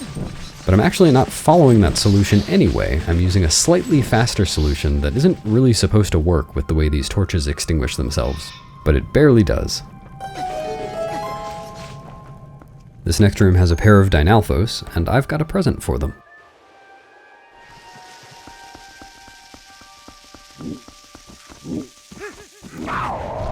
I hope they liked it.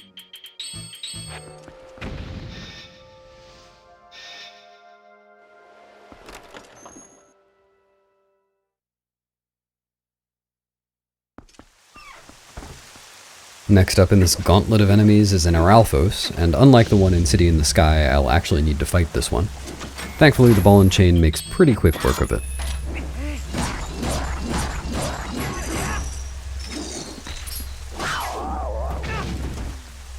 Ah, fun fact. The Aralphos' sword doesn't lose its hitbox when the Aralphos dies if it dies while it's doing its quick stab attack. Though the hitbox doesn't actually line up with the sword that's on the ground, it stays attached to the Aralphos' arm as though it were still holding the sword. Anyway, the boss key is over on the other side of this area, and then I just need to head up the tower to the final bosses.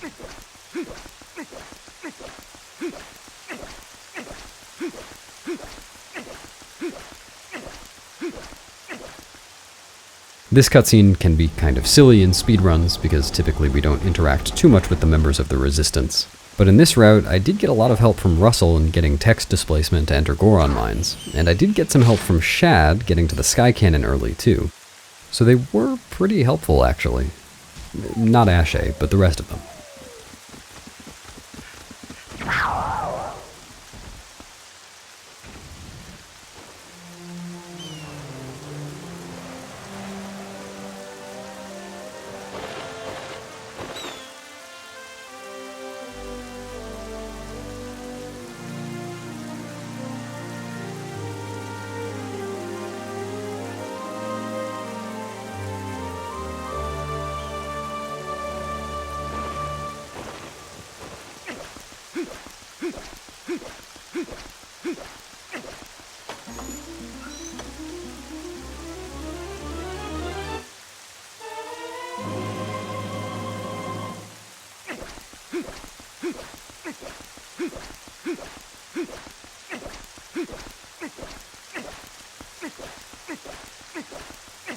Oh, here's another magic door. I'll enter the left door, but I'll come out as though I entered the right door.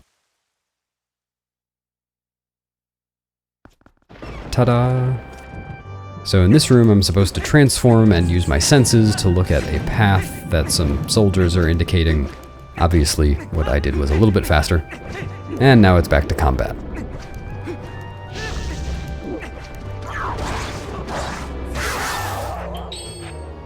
Now if I stand at the edge of this platform and aim well, then I can skip clawshotting to one of these targets.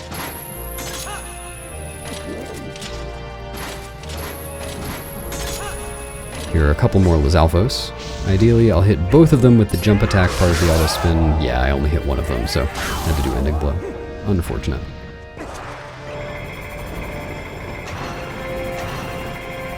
And here's the final barrier skip. You'll notice that there is a clawshottable torch right behind this Dark Nut. So I can just skip the fight. Which is really nice, actually, because that fight is so laggy. Alright, just the final bosses left. First up is Puppet Zelda, who will do a minimum of 7 attacks before the fight is over. But aside from that minimum, it's completely random how many attacks she does, what kind of attacks she does, and how long she waits in between attacks. Usually she doesn't take too long, but she can take a while. We'll see how it goes.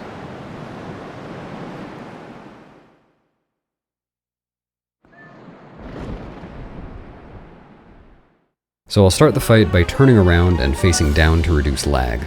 I'll actually want to face this side of the room the entire time, as the throne side is pretty laggy. Now to deflect this energy ball, I'll actually do a jump slash and auto spin.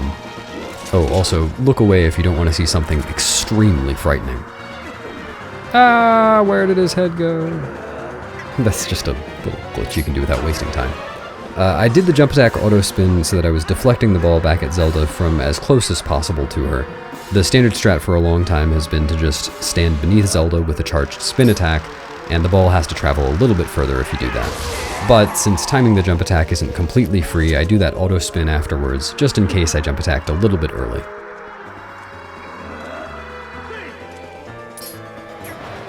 That's been 4 pretty quick attacks so far. Ideally, I'll get 2 more attacks now that aren't the light ball, and then the final light ball. Thankfully, that lunge attack is faster than the other non-light ball attack that she can do, which is the Triforce attack on the ground.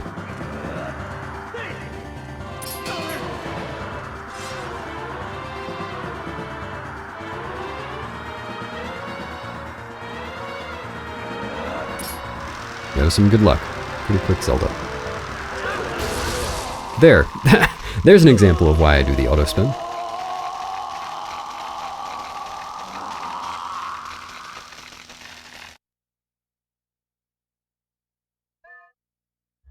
Next up is Beast Ganon, and this is why I equipped the bow before entering the fight. I can knock it down pretty quickly. Now I'll do a sword combo that does a very specific amount of damage. The exact kind of attack that Beast Ganon does depends on how much damage it's been dealt. So if I manage damage correctly, then I won't get any attacks that involve waiting for a bunch of different portals to spawn. Just there I did a little manipulation to make sure that Beast Ganon landed facing me so it wouldn't have to turn around here. And now I can repeat the same damage that I did on the previous cycle. With that much damage dealt, I can kill Ganon with just one dashed B attack as Wolf, which is very convenient because I need to be Wolf for this cycle, because Ganon would dodge a shot from an arrow now.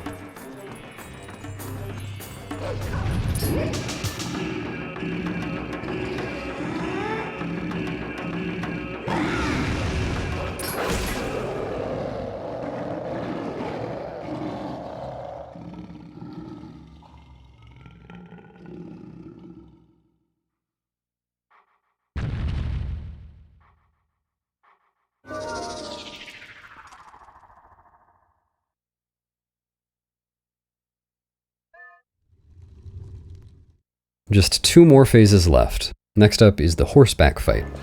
I'll just need to follow Ganondorf around and get Zelda to shoot him with light arrows. There's a pretty common misconception here that Zelda's aim is bad and she sometimes just misses, but it is in fact completely within the player's control. Zelda always shoots in the direction that opponent is facing, so I just need to control my horse.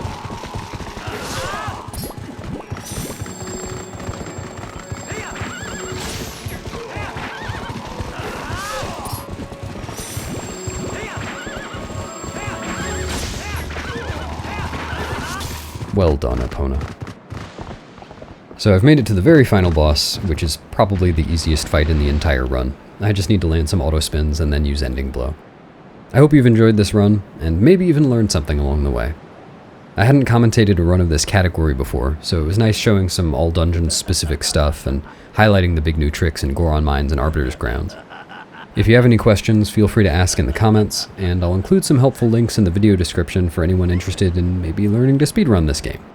I think it's pretty fun. Anyway, see you next time.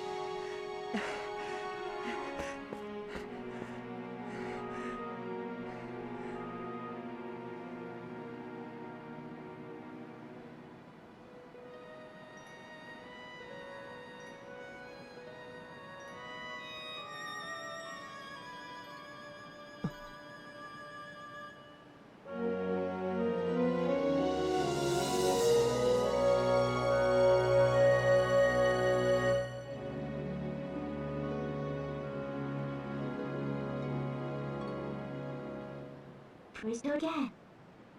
Won't get repair. You forget we do space.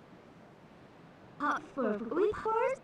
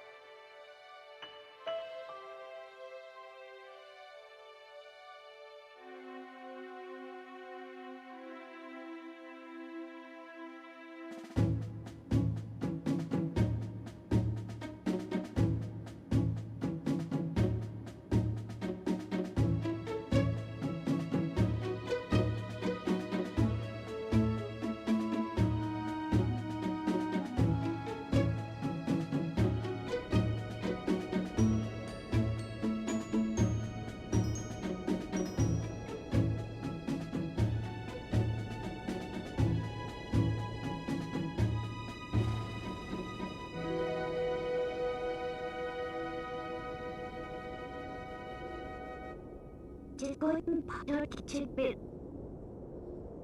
Brad, where's the light I forget?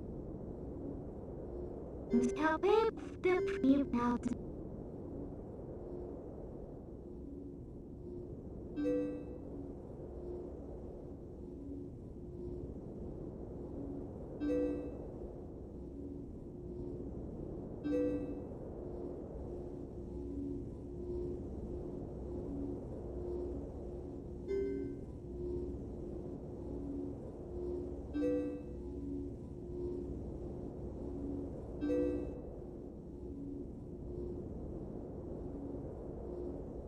Bradford.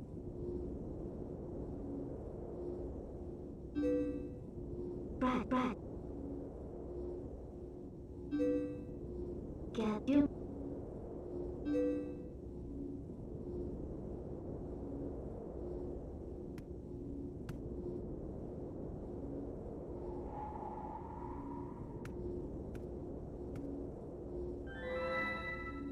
Maybe you bet have they will get this.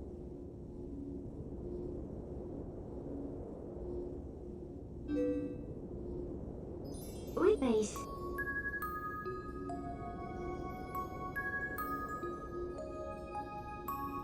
You